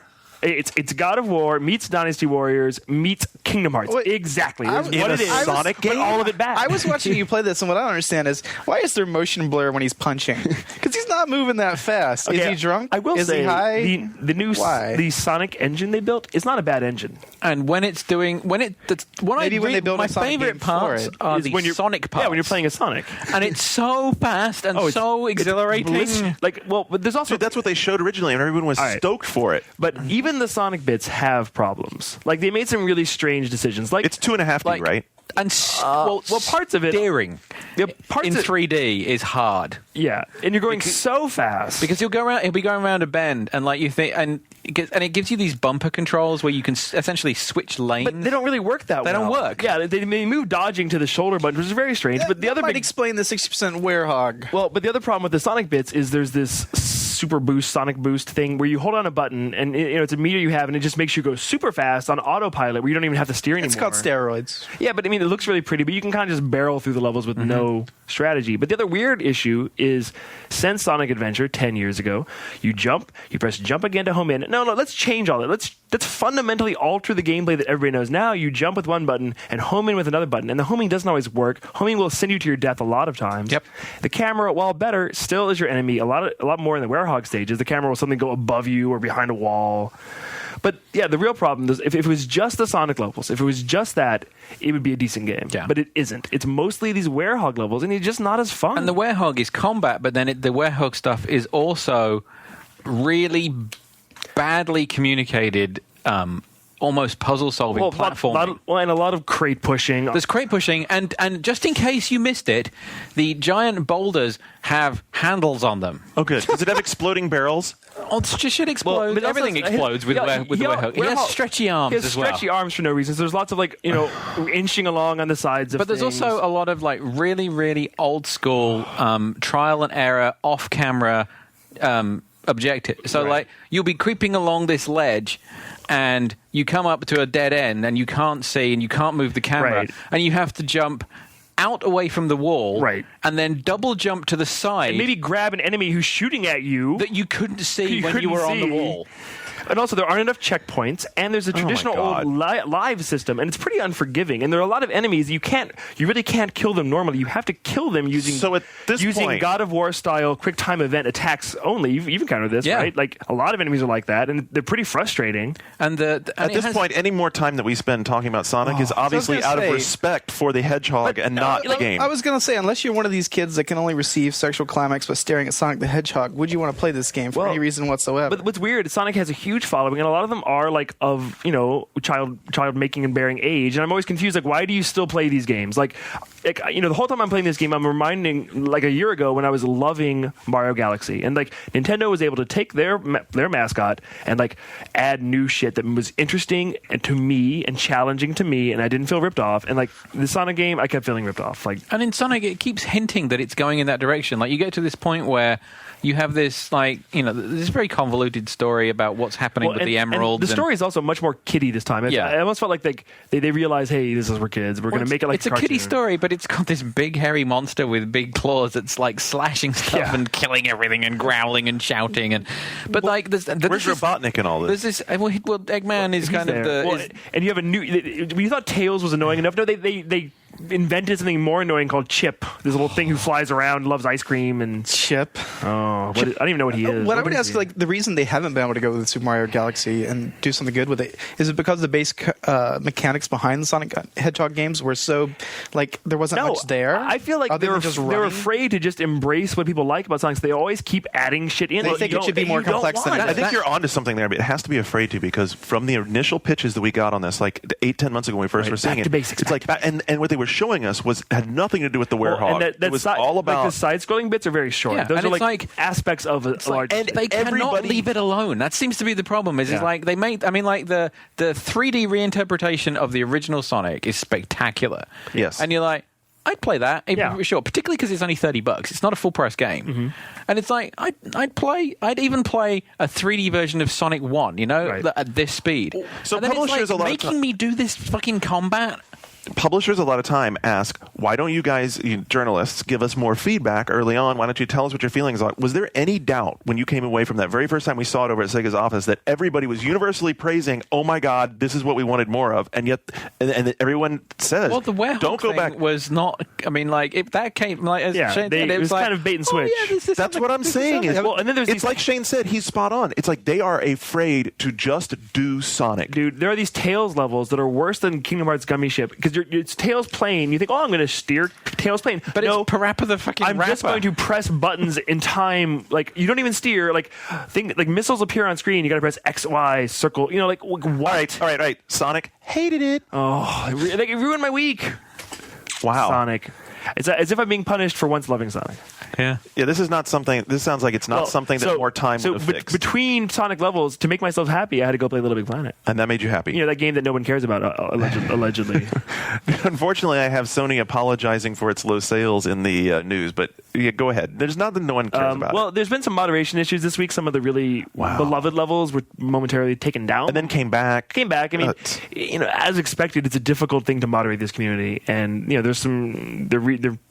They're getting used to it now, but as you're so fond of saying, mistakes were made. But I'm having a great time playing people's levels. There's some crazy shit out there. It's a central part of their new TV campaign kicks off this weekend. I don't know if you've seen it, the What's on Your Wish List campaign, where it's the kid walking out and it's playing out PS3 games on the side of a building. And Little Big Planet's a big centerpiece. I mean, they're going to be pushing it for a long time, I think. Well, and I will say, and they're doing a really good job on the official Little Big Planet Workshop blog. They've done a great job of highlighting creators, levels, creations. You can go on there and look at tutorials people have made about how to make different things. So, I mean, in the game itself, it's still kind of hard to find the best levels, but Sony's getting their act together in terms of the blog. At least. So you were gone for a little bit. Give us a glimpse at a couple of the big levels that you played this week you really liked. Well, the guy who made that famous Gradius level, he's made a bunch of other levels now that are just totally nuts. So everything that guy's made is really interesting. He's a Japanese kid, and what was the one you had with the car? That was awesome. That's one of the single player levels. So like I'm slowly going through all the single player levels, and like the later ones are totally rad. Like, you need to play this game. What happened? When did you become someone who hates Little Big Planet? I don't hate it. I don't hate it at all. I just haven't. I played it a lot, and there's so many other games that we want to talk about that it's one of those things. Like for work, you do actually play games. For me, it's just something that's in the background, and I can always go back to it for 20 minutes and have a good time with it. And Yeah, That's what I don't imagine myself stopping playing this anytime in the foreseeable. You make a really good point. What I should do is I should have it up to where I can just sit. When I'm frustrated and playing, I could just pull it up. But I'll tell you, we're going to talk about next gen or the next Xbox Live experience when we get to news. But one thing I find myself doing is I'm watching all the TV shows I got behind on because of Netflix streaming. So that's sort of like taking that same spot for me. But anyway, you're talking about goth. Actually, on that subject, did you notice how many goth outfits there were in NXE? All the Twilight. It says a lot about Major Nelson. All the Twilight haircuts, all the sort of the emo, long, floppy, I saw Garnet's avatar was listed among one of the rich and famous on avatars joystick? on joystick. It does look like you-ish, somewhat. You're wearing aviators, right? Yes, I did. I put the gold aviator. I did it to match. What's funny is the picture that who did that? It wasn't Zav. It was someone on joystick, right? Was it Robin? Whatever. Anyway, but your picture you took of your avatar, it's matching the same. Used the same one. Yeah. It was the same one I modeled a picture of. It's kind of funny. It's kind of funny. Corey Lewis was there for that. Anyway, I was there, wasn't I? You were there. Yeah. I don't know. We were in Santa Monica on the beach. Yeah, you were. Yeah, I think. Anyway, regardless. So Little Big Planet. That's all you had to say about Little Big Planet? It's still awesome. People are still buying it. It isn't over. It isn't a failure. And shut the fuck up. I think its peak is actually way in the future. Yeah, it's not over at all. I don't think it's over at all. I just think that start playing it. I do need to get back to playing it. But I guess maybe so. Maybe this is one of its difficulties is that I have it, and I even went out and bought it, and it's just one of those games that because I know I'm going to be playing it for a long time, I'm not having a problem saying, oh, you know what, I'm not worried about that right now. I know I'm going to come back to it, and that is potentially a problem because there's always going to be the next game. I mean, we're going to get to Street Fighter, we're going to get to Resident Evil, we're going to get to Fear 2. Right. But this is constantly evolving. It's limitless entertainment, value, depth. What you put into it, you get out of it. Right, I agree. You know what I'm saying is I should go ahead and get back to playing it on a regular basis. But I'd say it's even fun just to play casually in small doses. You don't, to get the most out of it, yeah, you could spend 40 hours working on a level, but you don't have to do that. And after Thanksgiving, everything's going to be different because it's going to slow down. Like David was saying. So many games catch up on. Christmas vacation, I'm taking this with me, and I'm bored in Kentucky, it's going to be me playing a little bit. You can have internet connection. Yeah, just thinking the same thing. They do have internet there. Is it filtered? Probably. Get to see Cooter's next invention. It'll have a cornfield and a silo. We don't have corn in Kentucky. No, we grow tobacco. Really? That's my own heart, being North Carolina bred myself. All right. What else do you have? Do you have anything else for us? That's it. Wow, I think that was a good haul. Mm-hmm. That was a good haul. Yeah. Dave, you got anything else? I think I want to say Peggle. Hopefully you can come into the office tomorrow. I want to play Peggle 360. Peggle 360, yeah. All right, so before we get out of here, then let's talk about Need for Speed. I want to do that, but I have we have frame rate crisis. I have a couple of others that we can talk about first. All right, sure. Hit it. Sean White Snowboarding came out this week. It's been controversial. Yeah, somewhat, because apparently the Wii version is considerably better than the Wii version. The Wii version is the one to get. I mean, that's why they demoed it with Cammy and Wii. You were an Amped fan, right? I loved Amped. Amped 3, you played a lot of Amped 3, right? If I remember. Yeah, I did. Well, Amped 2 and 1 were the ones I thought. Amped 3 was a joke. I mean, it was silly, but the structure was fun. Yes. So I liked Amped. I loved it. I kind of like Amped 3. All I remember are fake lens flares. Yeah. Amped 3. All I remember are the legacy of Amped 3. The structure of Amped 3 was it was an open mountain. You could go anywhere. So that part was all good. It was just. Didn't the last SSX also have that? Yeah. Wii Ski had it. Just saying. But I mean, Sean White reminds me of like Amped without the silly graffiti stuff and the models and everything, which was awful. So you only played the Wii version? I played both. Because I've heard the fundamental problem with the next gen version is like making your board go in the right direction. It's hard to make your board go the way you want it to go. That is actually that's kind of a problem. Yeah, because they're positioning it as a simulation style snowboarding game. Okay, so it's not an SSX. I mean, it is, but it's not as. But it's definitely a little more down to earth. The way Amped 2 was? Yeah. Like, think Amped 2, except kind of, a little sexier.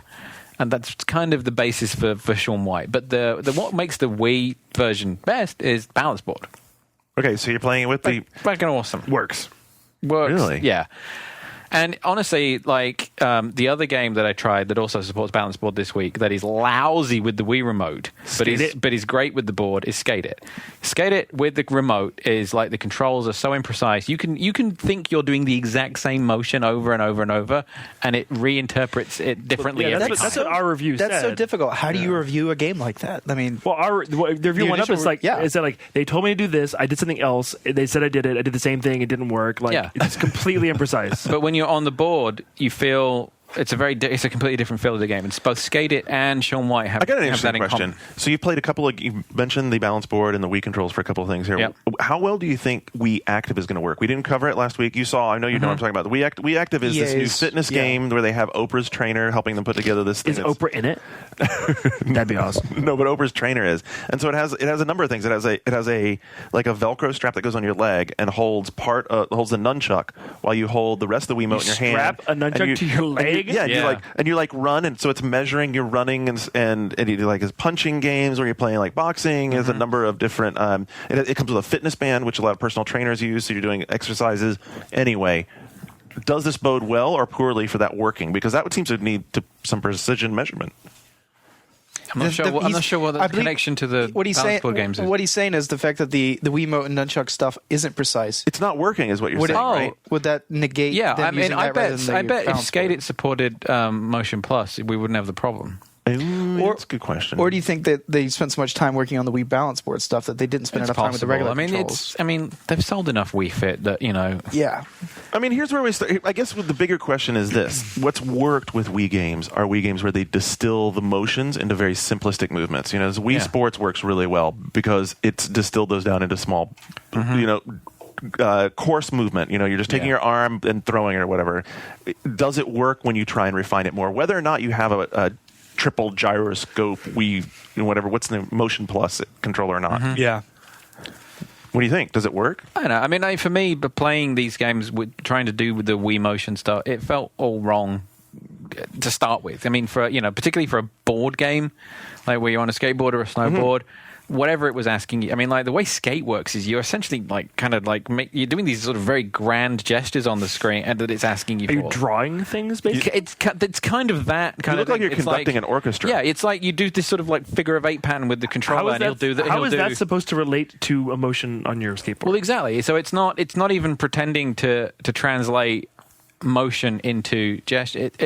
It's trying to abstract. Yeah, it's trying to imply some kind of abstract motion into a weight shifting thing. But you're sort of like, so if I do this very quick kind of figure of eight, then he'll do a kick flip or something, and it's like it feels all wrong. So the PS3 and 360 versions of Sean White, what did you feel was wrong with them? Controls? I had some issues with the controls, definitely. The graphics look pretty good. Graphics are really nice. Yeah. Assassin's Creed engine. Carving through the snow looks really nice. I mean, and it's like, I kind of had this with SSX, to be honest, where you have to get into its groove. I don't know if you remember. I mean, when SSX, and particularly when what was the second one called? Tricky. The controls for Tony Hawk and SSX were similar but slightly different. Right. And you got your brain tuned into one or the other. I preferred SSX. And I preferred SSX, so I couldn't play Tony Hawk. And I remember Todd Zuniga at the time was the opposite. And my problem with Sean White is that I don't have that kind of that sort of mental calibration going into it, so it feels a bit clumsy to start with. But I think my inclination is to... And long-term sales, I think Sean White has a pretty good shot at being one of the best-selling third-party Wii games this holiday. And when you hop on the board, then it feels like you're snowboarding. Because it's vague enough that you can just sort of pretend you're on a snowboard and it behaves the way you want it to. That's the key part, and it's vague enough. Then the key point then is it being vague. It being vague, and I think that this is going to become an increasingly big part of what works in Wii games. That's why I'm not sure that Motion Plus is the answer, because what works about Wii games is when you're making what you said grand gestures, but you're just doing these coarse things, you're doing these vague things, and it feels like you're doing. If you want to do the real thing, I don't know. Honestly, don't do what I do. Buy it at Target. Pay the extra $5. You get more stuff. Get a lot more. Oh, that's right. They did an exclusive Target version. Yeah. You get a whole... There's three or four mountains in the game, and the Target version there's a fifth mountain. A whole mountain. That's so... And there's stuff that you can only play by that you can only unlock by beating the normal version that it just gives you at the beginning of the target There's version. a whole other argument here, but why buying a game for the same price at a different retailer would not have the same price. $5 more. $5 more. Oh, $5. Whoop-de fucking shit. Well, and the reason they did it is Sean I'm White sure has an Target exclusive spent some money. and he has an exclusive promotion arrangement with Target. They're his primary sponsor. This Right. is reminding me that I'm missing the Chinese Democracy listening party at the mezzanine. It's happening right now. And you get a free T-shirt. Just go on MySpace. It's there. Free T-shirt. Free T-shirt. A mezzanine. Food leg T-shirts are better anyway. Need for Speed. All right. First review I read was IGN's work out of 5. I thought that was a bit harsh. Then I read yours. Well, it's a B+. And I'm like, who to believe? My beloved friend John Davison or IGN, who usually overrates things? I thought they were really harsh on it. Yeah, it was mean. Hateful. So what they've done is they've taken Need for Speed and they built a game that they didn't finish and released it ahead of time so it'd make holiday sales. That's not true. Have you played? I mean, how much have you played it? You've been playing it a lot this week. I've been playing a lot this Yeah. week. I played it probably 7 or 8 hours. So what they did, they made a casual Need for Speed. That's why I think it's getting beaten up by the enthusiast press. and It's because they made a very conscious effort to take the complication out. And the ones with cops have always been kind of casual. People are like, oh, I like the cops. Yeah. You know? And the structure of it is very much that you can do the open world exploration, find the events, but if you want to play it as a sequential, just take me to the next thing, and you finish the race and you just hit a button and it'll take you to the next You event. hit down on the D-pad and you're in the next and you're race. in the next It's event. stupid. Why is it stupid? It's simple. It's streamlined. Because it removes any need for there to be the overworld that you're driving around in. And I would say some of the things that, first of all, I actually think the game is cool and it had a lot of potential, but I think it's extremely unfinished. And so you played it on debug, and I really want you to get home with a retail version because the frame rate problems in this game, Black Box should be embarrassed by them. Which version? 360. When you're going around a corner, and you're not even in a race, but when you're going around a corner and it looks like one of those books that you had like in kindergarten where people drew pictures on different pages and you flip through them, and it looks like that while you're just going around a corner, that's inexcusable in 2008. It's inexcusable. I mean, there's a lot of things the game could have done, like we could talk about that would be fun, but the frame rate problems they kill me. Suzanne's watching it and she's like, oh my God, I can't watch this. It's making me sick and giving me a headache. I've heard a lot of people talking about microtransactions in response. Well, I looked on yesterday. funny. I got on the PlayStation Store to download my frog outfit for Little Big Planet, and I see like 20 different Need for Speed, and I see when it's like handling package $10. I'm like, handling, Dude, they're like so handling unabashed about it now. package? When you go to upgrade your car, it asks you if you want to pay with it, if you want to pay by cash you have in the game, or if you just want to pay some Microsoft points. As I looked through these things, I was like, these look like things you'll unlock as you play the game. They are. So the things that are kind of weird about it are it's a racing game with grinding, which I thought was weird. You grind on rails? No, you like grinding, MMO grinding. grinding in Oh, the okay. MMO sense, where you are going into races purely for the rewards. The experience. Well, of it. the that's experience not unusual. points. Gran Turismo's done that for No, a but long I think time. that the way in which it communicates this to you, because you're leveling up like 20 different stats over the course of the game, and it's not a money thing. even though you can buy the handling pack with real money, you can't use the handling pack until you've Leveled up your brake you've grinded number enough or whatever. so that your driving ability is able to match that, it. yeah. So you can buy it and have it in your garage, but you can't install it on a car until the game has deemed you worthy of attaching it to a vehicle. Yeah. But even if you pay real money for it, they won't let you install it yet. Right.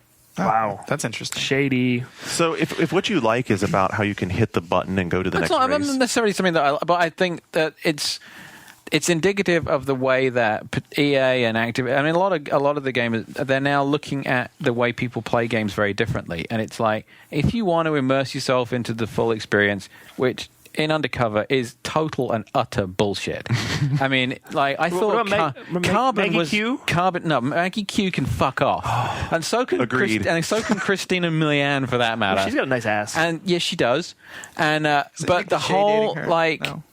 The whole like contrived story, and like every time we beat them up on this, and it's like they just keep doing it. Dude, And, EA like, bringing back the FMB between this and Red Alert 3. the girls are embarrassing, but the guys are even more embarrassing. Wait, There's these overwrought fucking street racing jackasses that are like, Motherfucker, I want to talk to you right now. You meet me out on I-20 southbound. We settle this like men. We have a comment from Haunted from the NeoGAF boards who says, I say play the original, talking about Most Wanted. This is not Most Wanted 2. It definitely feels watered down. Mm-hmm. If you want that experience, play the original Most Wanted. I say if you want to see cheesy FMV cutscenes, play Red Alert 3. It just feels like a step back from the original Most Wanted. That's not to say it's a bad game. It's still enough to elevate it over Carbon and Pro Street, but it's not better than the original. See, that was Most why Wanted. I gave it the score that I did, is that I wanted the score to be in context with the previous ones, and it is better than Carbon. Wait, was Carbon the last one or the one before that? There was a Most Wanted the last Pro one was Street. Pro Street. Before that was Most Wanted. No, Carbon. So Carbon was Black Box's last effort. I don't know. Because they alternate. Was they go Carbon Black Box does every other gen one. Yes. Yeah. No, Most Wanted was the first was, next-gen one. Most Wanted. Yeah. Right. So Most Wanted was the other team, and then Carbon, and then Pro Street, and then this one. See, this is the problem. Here's the other problem: is you're churning out Need for Speed too fast. There's a disposability to these games. Like, I've played 1 or 2 and I like them, but like, would I ever buy a Need for Speed? Hell no. One of my favorite comments was from Petran, also from NeoGAF. He's like, I would pay extra Microsoft points to buy a good frame rate upgrade and better handling controls, but apparently their microtransaction target group is more artsy than me. And it's a shame. I mean, let me tell you what. The reason they really should be embarrassed because all they need to do is go look at Paradise and say, "Wait a minute, Paradise looks fantastic and runs silky smooth." I guarantee this outsells Burnout Paradise. I know it will, and like they should. They can do so much better. I thought what was smart about it is that they have shown that they understand who buys Need for Speed, and it's a very different kind of game. And what they did is they made a game. Okay, it has but I wanted to address that story attached to it, but they built a game, and like it's the Hero driving engine or whatever, and it's using a lot of the stuff that they built for Pro Street. But what they've done is they've taken it back to that much older Need for Speed attitude, where you point the car at a corner, and all you have to do is like lift off the throttle, get around, and then you never have to touch the brakes. You never have to. And Patron, it's very arcadey. I'll disagree with Patron on this. I actually like that. I think that part of the Need for Speed hits right. I love that about Need for Speed because you feel like a fucking amazing driver You're a badass. without trying too hard, and it's fun. And I'll say this: it out in the real world. I think the design of this, like one of my complaints about why it doesn't matter you're driving around the city, is that I think one of the strengths of this game is that the city has some really cool stretches of road developed in it, like nice, broad, sweeping corners, really cool But then developed. some of the events are spectacular. I thought the highway battles. Agreed. The highway battles are the pinnacle of this game. So probably in for the me. past they had like they always had like the showcase things. I mean, it's starting back in Underground with. You remember the drag racing in Underground with had all the motion blur and the lights. I thought and it was kind of. I think drag racing is kind of boring though. It was kind of. But is this more like Tokyo Highway battles? Yes, it is Tokyo Highway like Battle. you're out there with real cars, flashing lights at people. So there are two different That's versions awesome. of this. One of them is you have to.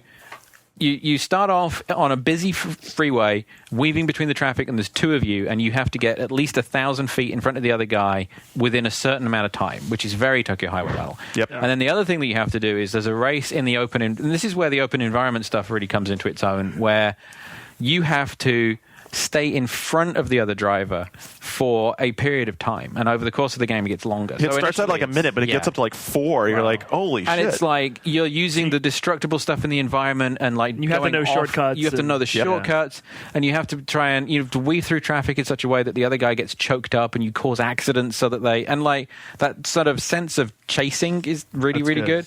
And then they took that.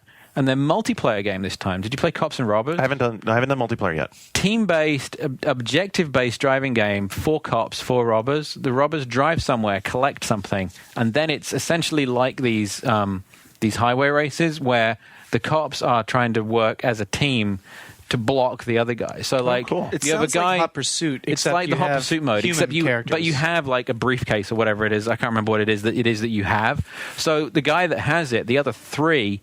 On the robber team have to act as basically like blockers for the cops, and the cops will do the same thing. Well, they'll send 2 guys out in front to form a roadblock, and they'll use two others to try and flank you and like force you into environments and stuff. That's cool. Do you still have the spike strip? Because that was my favorite. I don't think the spike strip's in this one. This game, I'm telling you, this game is 6 to 8 months of refinement away from being something really, really good, and that's what's most frustrating to me. You talked about how it's aimed at a different audience, so if it's aimed at a different audience, why?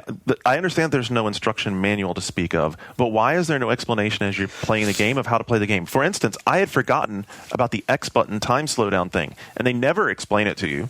They never show you how to use it. They don't. It handholds you like crazy. It does not. It doesn't give you any of that stuff, John. Was there an option to turn off tutorials? It doesn't give you any explanation about, you should go to the shop and buy nitrous. Maybe you should get a nitrous boost for your car. It doesn't ever give you any of that. Are you listening to the voiceover? Because a little bit. As I recall, they're telling you all the time. I put on my old music sometimes. You should try listening to what they're saying, because the times... I tuned out because it was kind of crappy. The first time you have to break through a roadblock, I'm fairly sure the chick calls you and tells you. Maggie Q. Yeah, okay. She's your boss. There's that. She bends over without bending her knees a lot. Why? Yeah, shock. She smokes a lot too. Yeah. So the other thing, why can you not call a race inside the game while you're just driving? Why can you not drive up behind? I mean, maybe it's very midnight clubbish, whatever. Why can I not drive up to someone who's racing and flash my headlights at? Why do I always have to hit the down button on the D-pad? What fucking difference does it make? I was gonna say, what if down on the D-pad just flashed your headlights and took you to another race? Okay, that'd be cool. This is like you're not liking avatars because they're called avatars. I don't like avatars because they're called avatars. Now suddenly you love avatars. Because he was identified as rich and famous. Oh, it's true. He's a VIP avatar. I am neither rich. What I will say about very important avatar. I disagree with you. I think it would have been cool if we could have drove around in the environment and had more races that just took place impromptu. Interesting thing about this one is that the 360, PS3, and PC one are the same again. The PS2 one is gimped.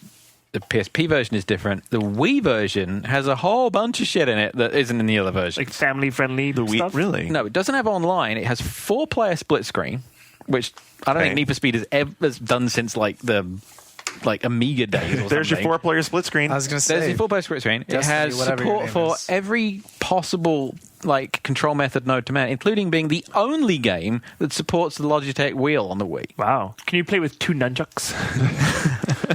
But it's Wii Wii wheel. Bringing back Nintendo 64 features every day. It has Wii wheel functionality, and you can use classic controller, GameCube controller. I mean, it's like every controller that you can plug into the Wii it supports. But then it has all of its multiplayer are around the TV social, so it has split screen up to 4. Makes sense. It has unique modes that aren't in the other ones. I mean, it doesn't look awesome, but that makes sense. It's that's a good theory of how to develop that game. And I guess part of like you said, this game's going to sell great. I just think the last one did 6 million or something crazy. But you imagine if they had 2 years to make a Need for Speed, how good it would be. Exactly. That is exactly my point. And there's so much space to capitalize in that because we don't know what Turn 10 is doing, but I believe they're doing Project Gotham Racing 4. 5. It would be 5. Yes, but, they are. But I guess we don't know how much influence Forza will have had on PGR, and I think that there's a great opportunity for Need for Speed to do something like what was your favorite? Mine most recently. My most recent favorite? Underground 2? No, Most Wanted. Oh, okay. Well, so for me, it was Underground 2. And I think Underground International, they kind of capitalized on the PGR kind of ideal. And Most Wanted had the whole blacklist mechanic, so you had something was good, too. You were striving for. You were right. You had this sort of escalating, you were going up against these guys, and that had grinding in it as well, come to think of it. You were working your way towards being able to take down the bosses. Yeah, but the blacklist was cool. That was well done. Don't most people consider Need for Speed 3 Hot Pursuit to be the greatest Need for Speed? It's my favorite. Yeah, that's the last one I played, actually. Yep. Any amount of... All right. So wow. The one thing that I mentioned in the review as well is that what place does Need for Speed have kind of post Burnout Paradise, particularly when they keep adding first on the sales chart. It's first on the sales chart, but really in terms of gameplay, the only thing that it has that they haven't done in Burnout yet is the whole cops thing. And the idea of it being a chasing game as opposed to a race, for all the attention that it puts on racing and the sprint races and the circuit races, and that it really comes into its own when you're doing the kind of gimmicky stuff. The one-on-one weaving through traffic, or the being chased by cops and the damage to the city gameplay, and it's all the non-traditional racing stuff. And if they took it more in that direction and let Burnout take the racing, that would be kind of the natural split. But they keep kind of... How many DeLoreans do they have? Yeah, Burnout has flying DeLoreans. Fuck off, Need for Speed. Flying DeLoreans, I got DeLoreans. all I need. Yep. I finally got my promised flying car. All right. Wow, that's a lot of what we've been playing. Well, tis the season. I know, and think about what it's going to be like the week if we come back after Thanksgiving. So don't forget, if you haven't been paying attention, when you go to the boards this week, give us your favorite holiday gaming experiences at boards.1up.com. We're going to take a quick break. When we come back on the other side, we're going to do the news. We'll be right back.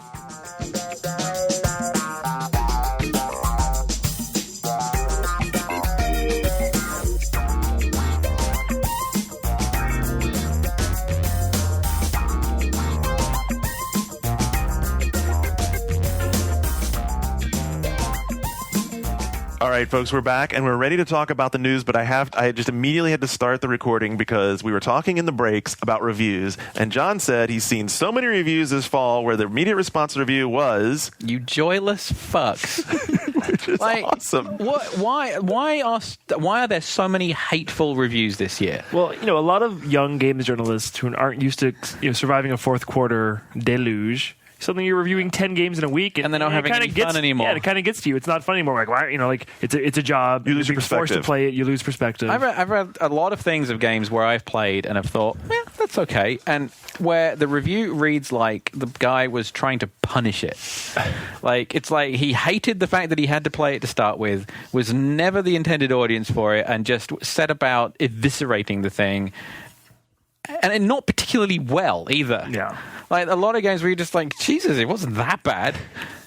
And I don't know. Maybe it's because I'm part of it. I'm getting older, and my right.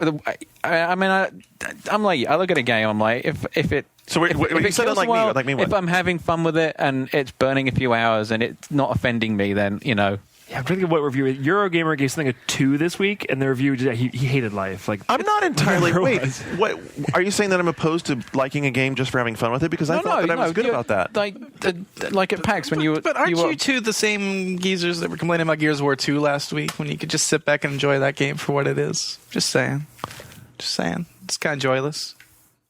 No. No. Oh, I'm not. Either of us were saying that Gears of War was bad. I don't think Gears of War is bad. I didn't say it was bad. I just said, look, it's never really clicked with me. It's. And I think that's the key point. There's a difference between subjectively saying this isn't my cup of tea, right, versus finding it necessary to pick it, just like systematically pick on every little detail. Pick on every tiny little detail. Like, it's perfectly fine. And I wish all reviews were like that. I wish all reviews were people saying this is what I think.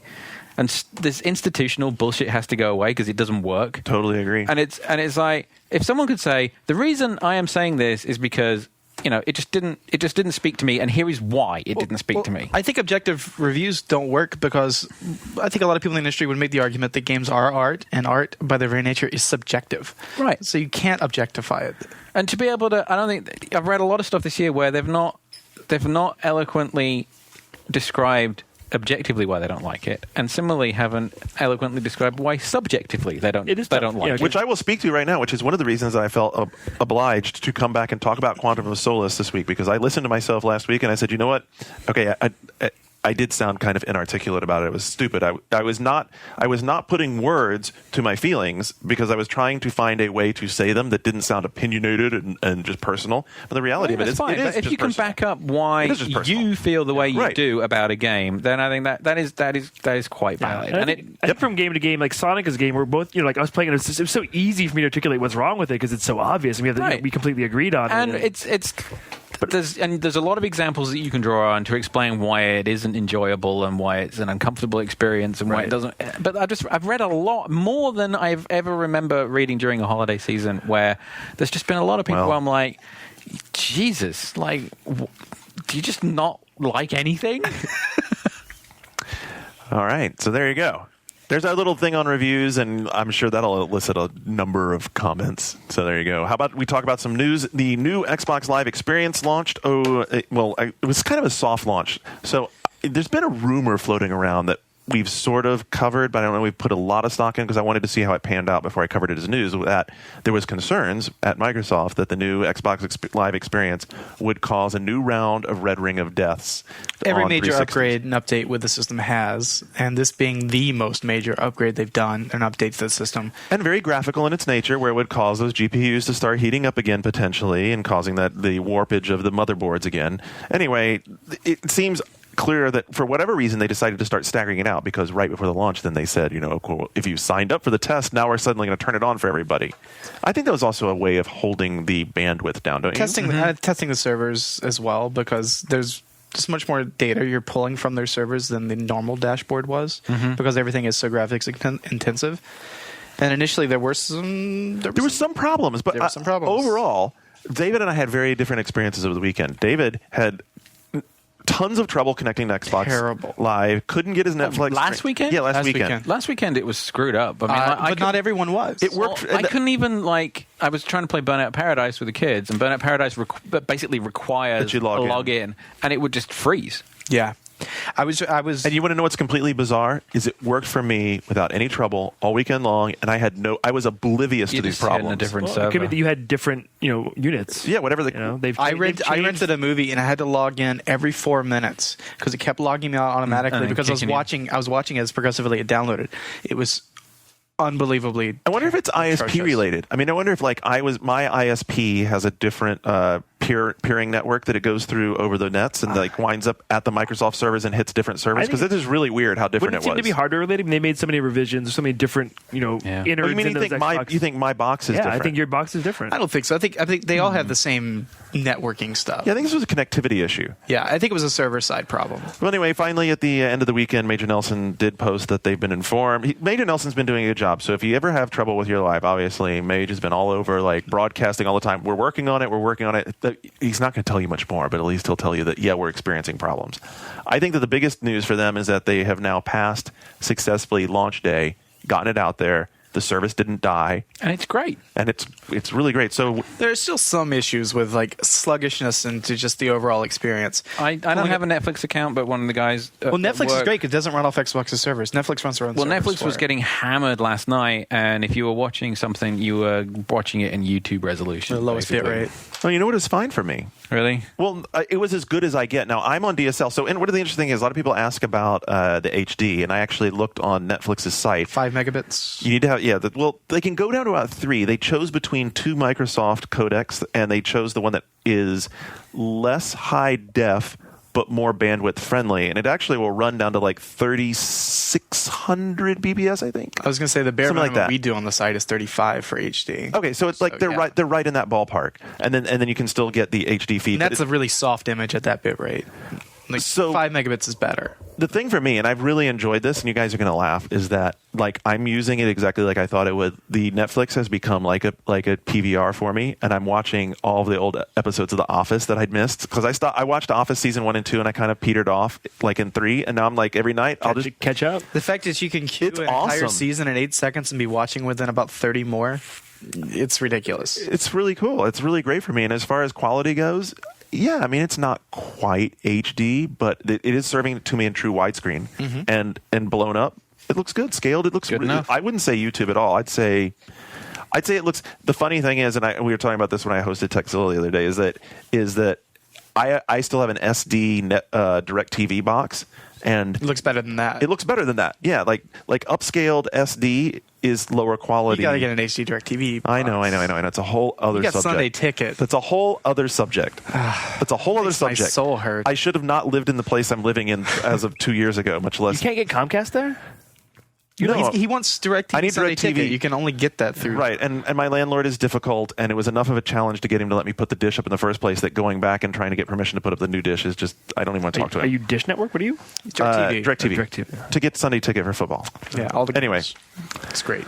Anybody? So what else have you done? I installed. We're going to talk about Halo 3 installation problems, but the first game I installed was Fable, and I have to say that I love having a game installed because, of course, now the disk drive doesn't have to run, so it's nice and quiet. And I can not play. Just that, but the pop-in is a little bit better too, and the loading times are improved. So you thought it was better? Yeah, I think because the story of Halo 3 is that Bungie is actually advised against installing Halo 3 to your hard drive. It's weird. That was the first game I installed, and I didn't notice any substantial difference, to be honest, other than the obviously it's much quieter, but apparently the way they do it, they offload data from the disk onto the hard drive anyway. If you have a hard drive. Yeah. So what's really cool is it shows how advanced Bungie was in developing the game. They're saying they already recognize when you put the game in your drive, whether or not you have the hard drive. And if you have the hard drive, they start pre-caching optical disk reads onto the hard drive. So if you load an image of the optical disk onto your hard drive, it can no longer do that pre-caching because there's only one channel. What it does, it pre-caches, but it's both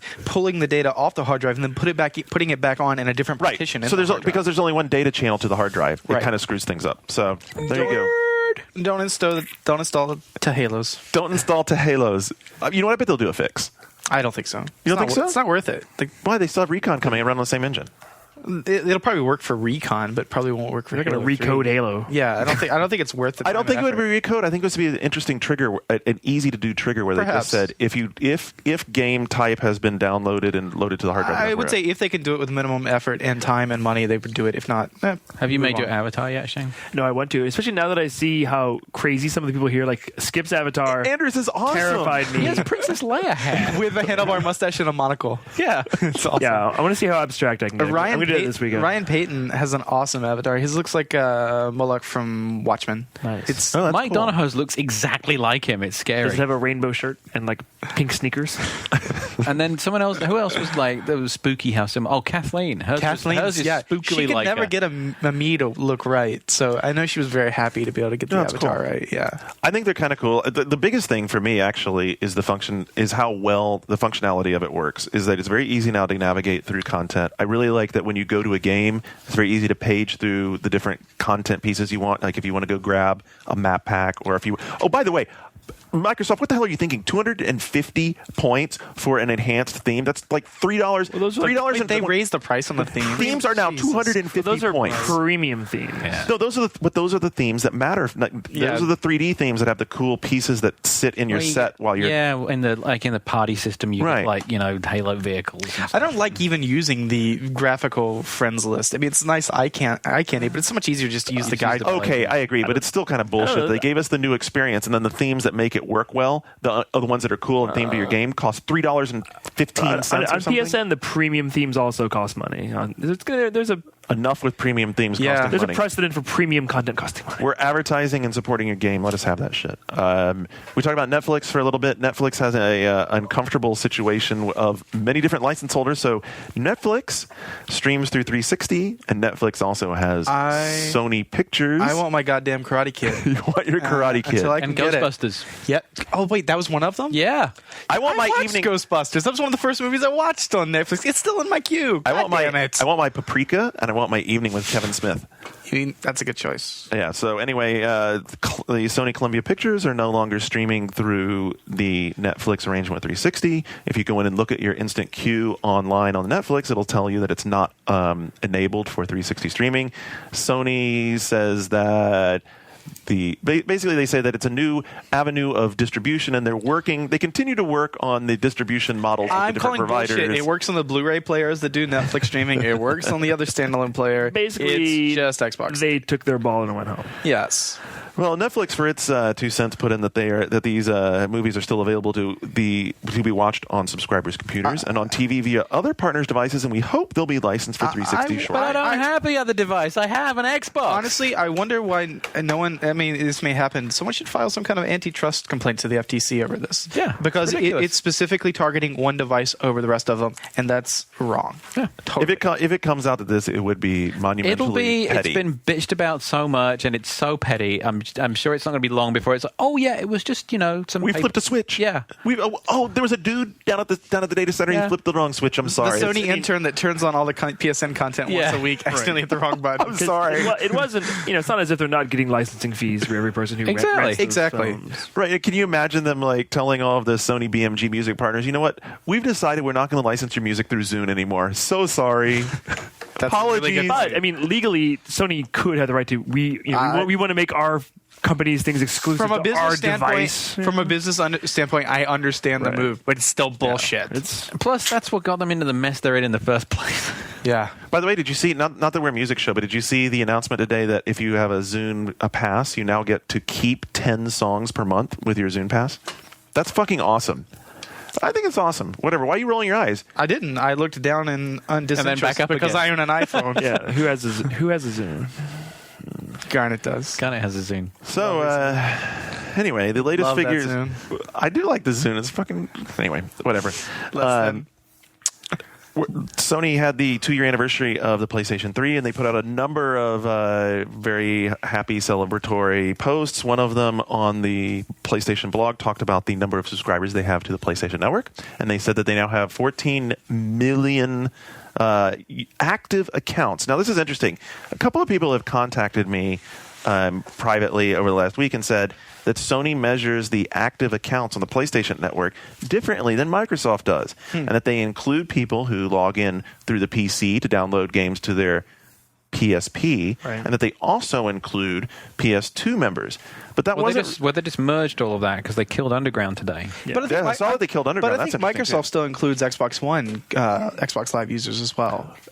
When I contracted Edelman, they said, no, we don't include our I Xbox think that's numbers wrong. anymore. And I said, really? Because I thought you did. Well, it has to be. I don't know. I don't know. Maybe it doesn't. But I know initially when I got a 360, I had the same gamer tag as my Xbox One because my brother had Xbox One, I had 360, and I could go back and forth and play on both. So I think there's a lot of obfuscation Well, going I'm sure on here. Microsoft's also including Xbox Live for Windows, right?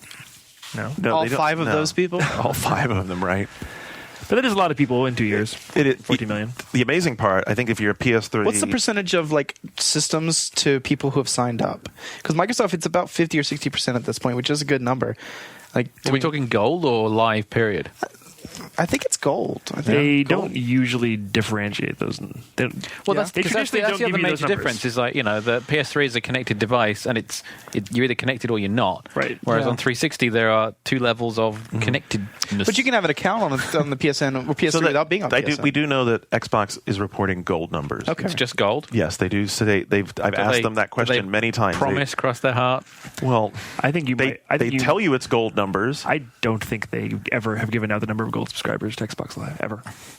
I mean, I think the vast When I majority was of them talking are to- when I was gold Plus, they've given enough free upgrades if they count you at the right time. free weekend. We're counting. Oh, suddenly there's more of you. I'll just say, when I was talking to the person I was talking to at Element today, he specifically told me, because I asked him that same question, I said, so when you tell me 14 million subscribers to Xbox Live, are you talking gold or are you talking silver? And he paid? said, we're talking paid gold subscribers. Really? But I think that's actually right. I think when they come down to it, I think that they will count. I think that they're considering that the free passes are paid because they're paid by free pass. I think they're counting gold. But I don't know. Every time Yeah. I've ever seen a number from them, they don't differentiate between silver and gold. But it seems to me when they put out the 14 million number, they did say 14 million paid. I almost remember that from the story. I'd have to go back and look. So regardless, the other side of that also is that I know I already have 2 accounts on my PS3 because You can't change. I couldn't change my name, and I just wanted to change my name because I didn't like my name, and they're like, you're locked into your name, and that's that. So it'd be interesting to know like how many actual unique users. Like, who cares? The bottom line is there are actually a whole lot of people playing console games online. I think that's a good thing. Without paying for it, even. On PlayStation, that's true. There's a lot of people on and there. Wii. And on Wii. And PS and PSP. And GFW Live is going free. All 5 of you have fun.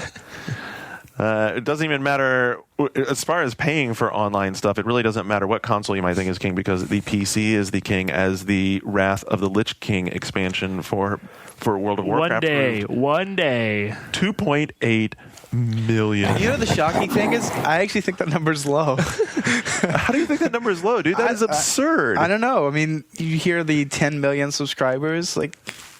I guess that means only 30%. It's not a verified or it's not MPD or anyone. This is Blizzard and a couple of retailers. So Reporting- it may be low.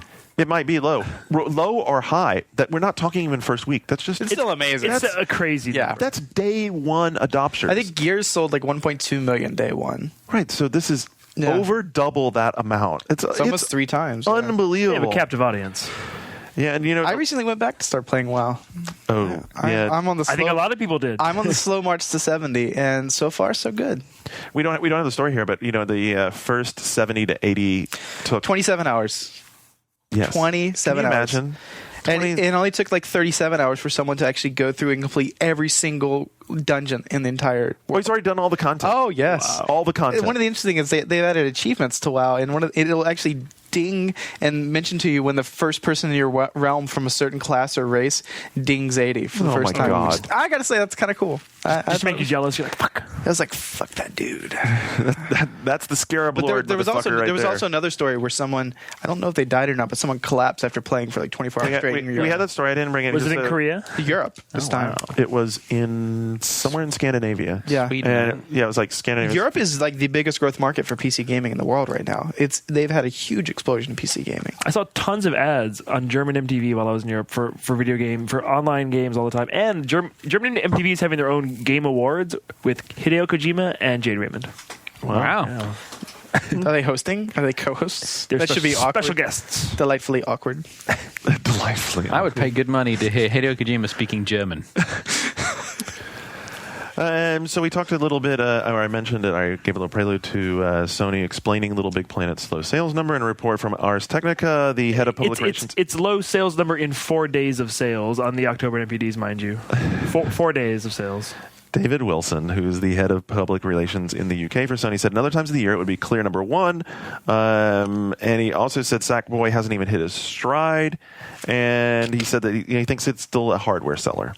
So is anyone really concerned about it? I mean, people were down on us because I think they perceived that we were bitch slapping it. I don't. Well, I mean, I'm still curious how many people are going to spend $400 on the system for this one game. I mean, but for any one game, but like the idea that this game is Right, but they're the one applying the title system seller. I didn't. Right. I mean, but the idea that this new IP in an untested genre, it's really unlike any game you've seen before, sells roughly 500,000 copies worldwide in 4 days, and is suddenly a failure.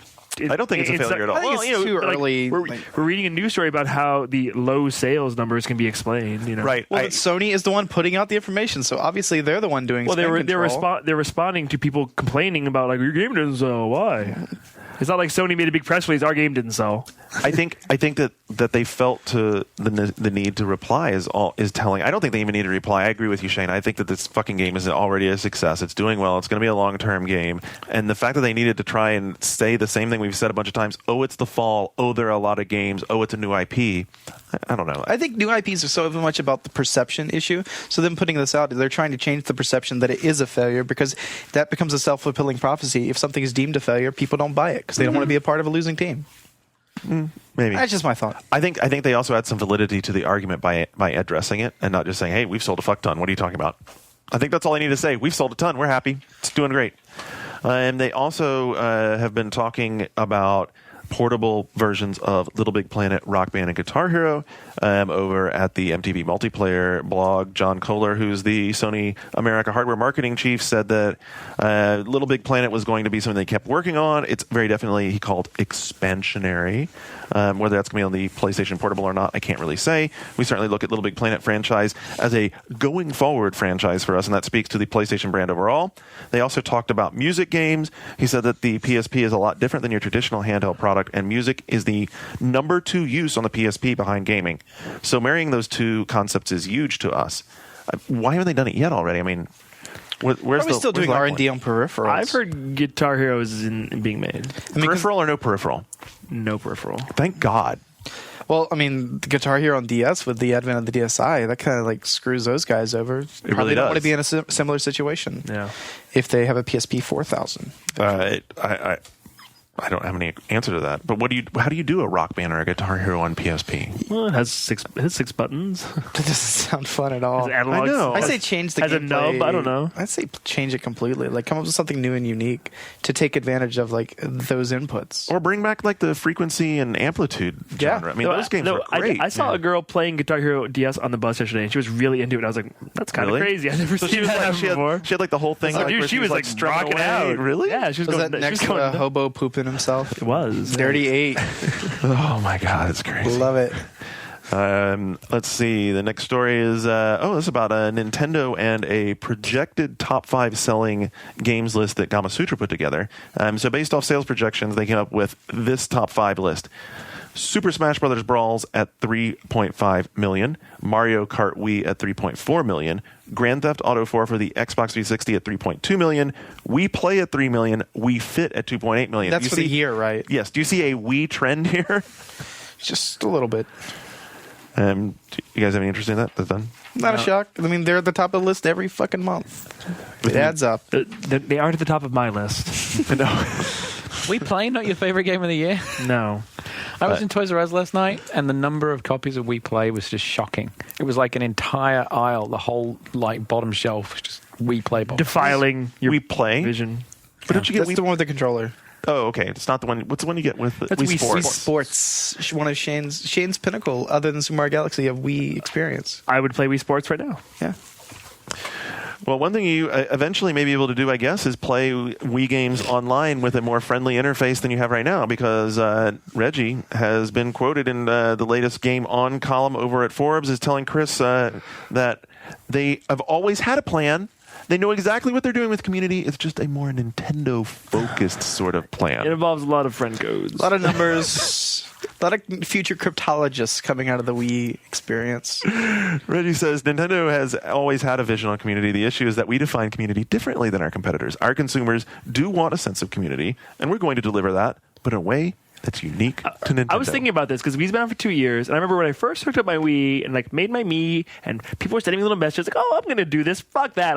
Nobody does it. My Wii isn't even plugged in." So it's like their community consists of people who take money out of their wallets and hand it right over to them to buy more systems and games. Yeah, I originally added it as a quip at the end of the news story, and then I thought, you know what? It could very well be real. All they really need to do is add some kind of down and dirty, quick and easy translation service for the friend codes that that embeds your friend code into some sort of name, and then when you share it with friends, they automatically know your friend code and do alias. It's like a name alias, right? Like a name alias, and bundle that up with F-Zero, and they're set. They got to be making F-Zero, right? I mean, next one. They made 3 for GBA. Right. It's got to be the next one, and it has to be online. And obviously, the Wii will not be making anyone upset because the controls don't contribute to aggression, according to a report that was on the Wired blog.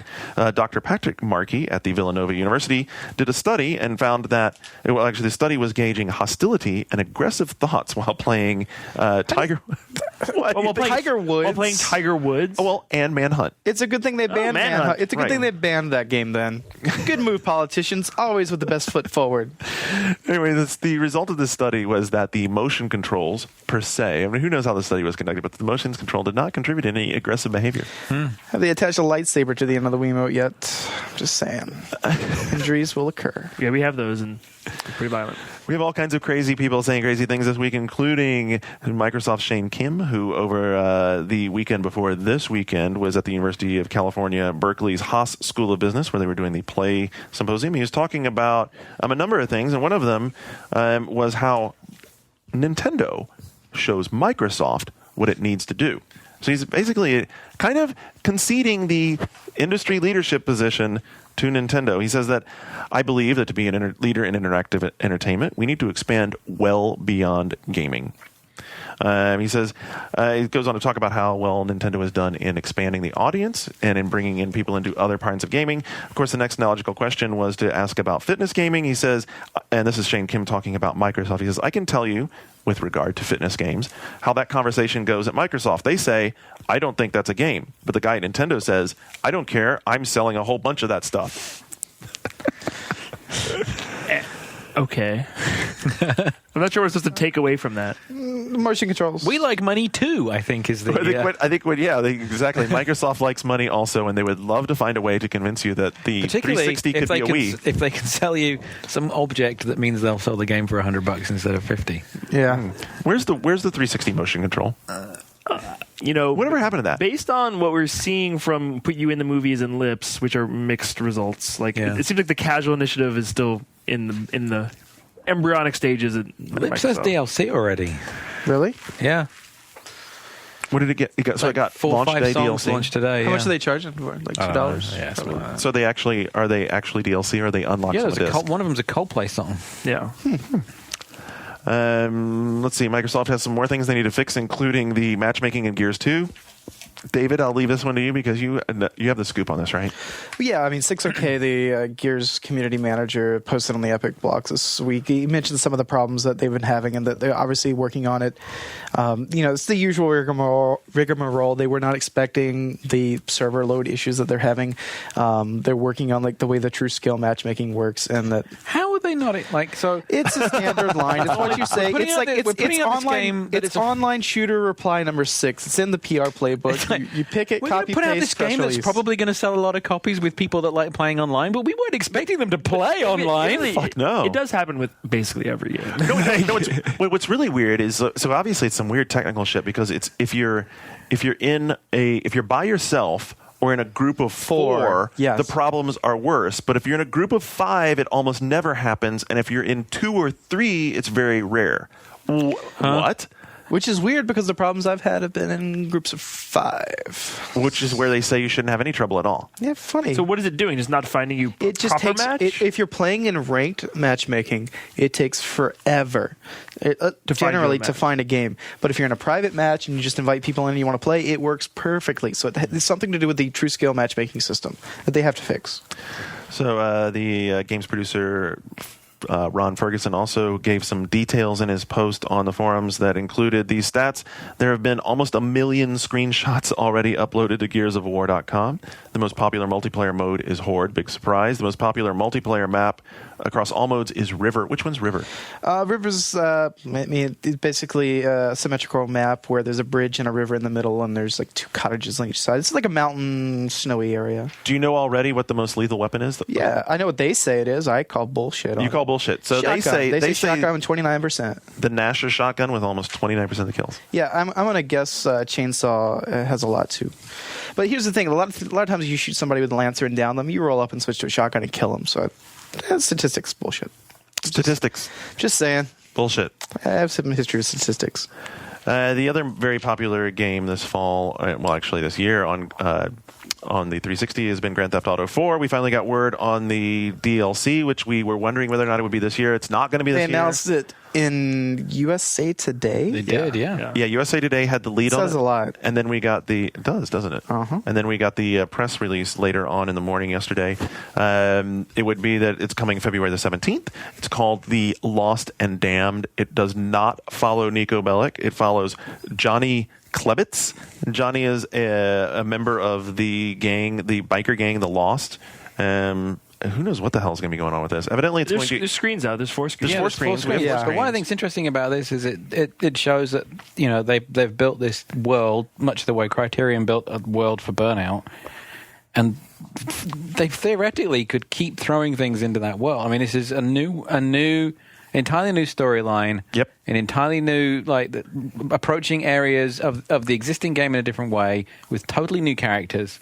But I think I predict levels where I capture cars from people and chase other people and then shoot them. yeah, Just saying. but I would say the overall guess that's gonna be in community, there. the community response I've seen, people are excited to have it, of course. Right. But considering how much was spent, $50 million to get this, Yeah. Well, this is only the first half. and it is the first half, but all the rumors that it's going to be Vice City, it's going to be this, that, It's more like Liberty City Stories. it's going to be like this amazing new assets that warranted $50 million. But I mean, the extent of Mike's story in USA Today and the press release was purely, it's called The Lost and the Damned. It's got this biker dude in it, there were quotes from Hauser, and it's coming out in February. Hauser said. I mean, they've not said anything else. Yeah.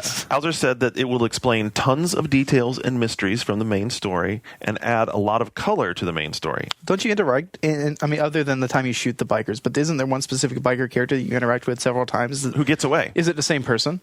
No. Do we know? No, That's not Johnny. Okay. Oh, that's and also the pricing. Johnny's a new character. The pricing was not announced. Pricing was not announced. People have speculated, including Michael Packer, that it'd be $20. No, It could be I think- $30. I think 20 or under. And we honestly don't know the size of this thing. It's the first of 2. I bet it's more than 20. They said several hours of content. I thought in the Right. USA. What is several hours? Is it 5? Is But they it don't 6? need that many more assets because the city's there. Right. Yeah. We need, you know what? We need to ask a girl because we know that they have that deal like many, a few, some. There's like numbers associated with all that. Right. There's there's numbers associated with all that. Just It's right. a good size. It's just right. medium right. sized. Right. So About average. several hours of gameplay. 6-7 hours of gameplay. That could be. It could be 5 minutes or 20 minutes. About 6.5 hours of gameplay. Sure, but it's nice and thick. It's robust. A lot of content there. It's Wow. a robust package. Oh, we've hit the meat of the show now. Wah, wah. Then it all could just be a test model with the DLC for the next Grand Theft Auto being a completely subscription-based service or MMO. I would do that. Like, compare it to what they've been doing with WoW with these world events. If they did that with like a GTA subscription-based game, I'd be there. Can you imagine like there's like some bank job or something going on, and that's the trigger for the next upgrade pack? Or like you terrorists blow up a landmark, even something like that you could do. See, I agree with you. I think it sounds cool, but I have to tell you that the audience response to this story when I put it up there was almost universally negative. I mean, people were... Of course it was. They were really down on this idea of having to pay for it. Strauss Zelnick, speaking at an investors conference, said this about their business model. He said, the Holy Grail is taking a business, already a very large and successful business, that's focused on packaged goods, and turning it into a subscription business or a semi-subscription business where we have an ongoing relationship with consumers, giving them products that they want. Who's better positioned to do that than the company that has the top franchises? And by the way, that sounds exactly like Grand Theft Auto. Surprise. I don't think there's any question. I mean, I really think the next Grand Theft will be... If that's what Strauss is saying, it'll be like World of Warcraft. There'll be something that you buy in a box. I think there's been rumors that APB could turn into that even if they were to purchase them. Isn't APB we should go back and look at that. I think APB's done, right? Didn't they already get a hold of them or something? I don't think so. I think it's still coming still. It's still coming. In fact, the rumor is that eventually Rockstar will buy Real-Time Worlds and turn that into GTA Online. All right, the rest of the news is we have the news of the fun and bizarre, or actually not so fun. The first one's kind of sad. The Championship Gaming Series only lasted 2 seasons. That was B-Stars, and it was actually mostly DirecTV's. Is this where you turn on your TV to watch people playing Quake? No. Oh, this was the one that was DirecTV and Mountain Dew, and I think at one point IGN were involved. But was it turning on my TV to watch people play games? Well, in teams, and it was on the 101 on DirecTV, and it was pretty good. It's the one where Cat. It was the one where Cat ran a team. But do I want to watch people playing? What I thought was interesting about this announcement was the announcement that happened the same day, and that was T-Squared who's a Halo 3 player, getting a $250,000 deal, and he's going to be on 175 million Dr. Pepper bottles. Wow. This was announced the same day that this happened. Really? I should have brought that news story. Yeah, that one's like, true. If I see some Halo dude on my bottle of soda, I'm not going to buy it. Like, I don't know. But on the bottle cap, it's like basically there's like a period of time this winter where pretty much every Diet Dr. Pepper and regular Dr. Pepper is going to have him on it. And there's some contests to win like TVs and Xboxes and stuff. For me, I don't want to watch gaming live, but I wouldn't mind watching like a compilation of like highlights from a game. Yeah, they're like crazy things. MLG has been doing this thing with ESPN where they have like a top 10 weekly, and those are really well put together, and they're actually really interesting to watch. Did you watch any Championship Gaming? No, because I have to say, no, that's not true. I watched. Didn't they do a WoW one on CBS? I don't know if that was that them. That might have been the. They had at one point there were 3 or 4 of these things. Yeah, I forget. They did 4 shows over the summer on G4 that were like championships. I have to admit, like the only reason I turned it on was because Kat had a team on it. So of course I watched it because of that. But it was kind of neat. I mean, they had sort of like an ESPN-like production where they did highlights. They were there at BlizzCon as well. I say it's more exciting than Magic the Gathering tournaments on ESPN3, but less interesting than Nick Arcade. Nick Arcade was pretty special. So pro gaming never going to work? Yeah. It might. It's working right now, just not here in the U.S. Yeah, and it's the way that it's packaged and presented because, highlights, fun. Yes. Yeah. Remember Romero suing Dead Rising over their use of zombies in a mall? Yeah. Dismissed. Done. Shock. Over and done. The magistrate judge, Richard Seaborg, has dismissed the lawsuit against Capcom, and his finding was that the MK Group, quote, has not identified any similarity between Dead Rising and any protected element of Dawn of the Dead. He goes on to say that the few similarities MKR has alleged are driven by the wholly unpredictable concept of human beings battling zombies in a mall during a zombie outbreak. And I agree with Steve Watts, who wrote the news story for us, which is it's awesome to have a judge write a finding that includes zombie outbreaks. I hope it was a really old, straight-laced, like, one of those, like... Well, dude, Romero's pretty old, too. Yeah. Oh, awesome. That's all I have. And then I gave David was so excited about this last story, this headline, that I had to give it to him. Yeah. So Somali pirates threatening Western video game shipments. Are these the same Somali pirates who just hijacked that oil tanker? Yes, and they also hijacked a weapons shipment. Yeah. It's kind of scary, actually. There's a lot of piracy, right? There's a huge international warning. If you had watched The Life Aquatic with Steve Zissou, you'd have been raised awareness of the hazards of international piracy. Just saying. Go watch it. And how to defeat them. Exactly. It's a strange movie, if I remember right. It's an awesome, strangely awesome. I think that film, of all of Wes Anderson's films, has the most heart, actually. I really do. Yeah. It's my fave. Dude, I love that movie. That my original gamer tag was Klaus Daimler. And speaking of soundtracks... Great. Should we get back to George? So yes, awesome. Doing the Bowie from songs? fake entertaining pirates to real world piracy, and by piracy we mean the real dangerous guys with guns on boats kind of piracy. Reuters is reporting that increased attacks by Somali pirates around the Horn of Africa are threatening shipping routes, which could interrupt supplies of video game hardware and software in the West. Specifically, the Somali pirates they're having problems where people can't get to the Gulf of Aden and the Red Sea, where you can't go through the Suez Canal, one of the major shipping points between Asia and Europe.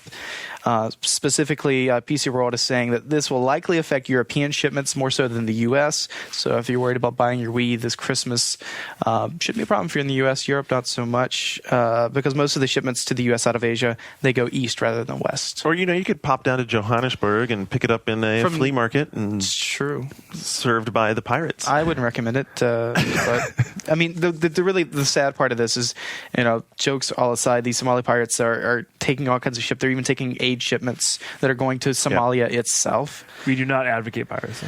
No, not at all. So it's kind of a funny tongue-in-cheek title, but it's actually a really shitty situation, and it's really sad that people have not been paying attention to this. If you're listening to this podcast, pirates, if you're a pirate, cut it out. Fuck you. Turn us off right now. Pirates suck. Ninjas rule. Oh God, you went there. All right, folks, that is the end of the big show. Pre-Thanksgiving is done.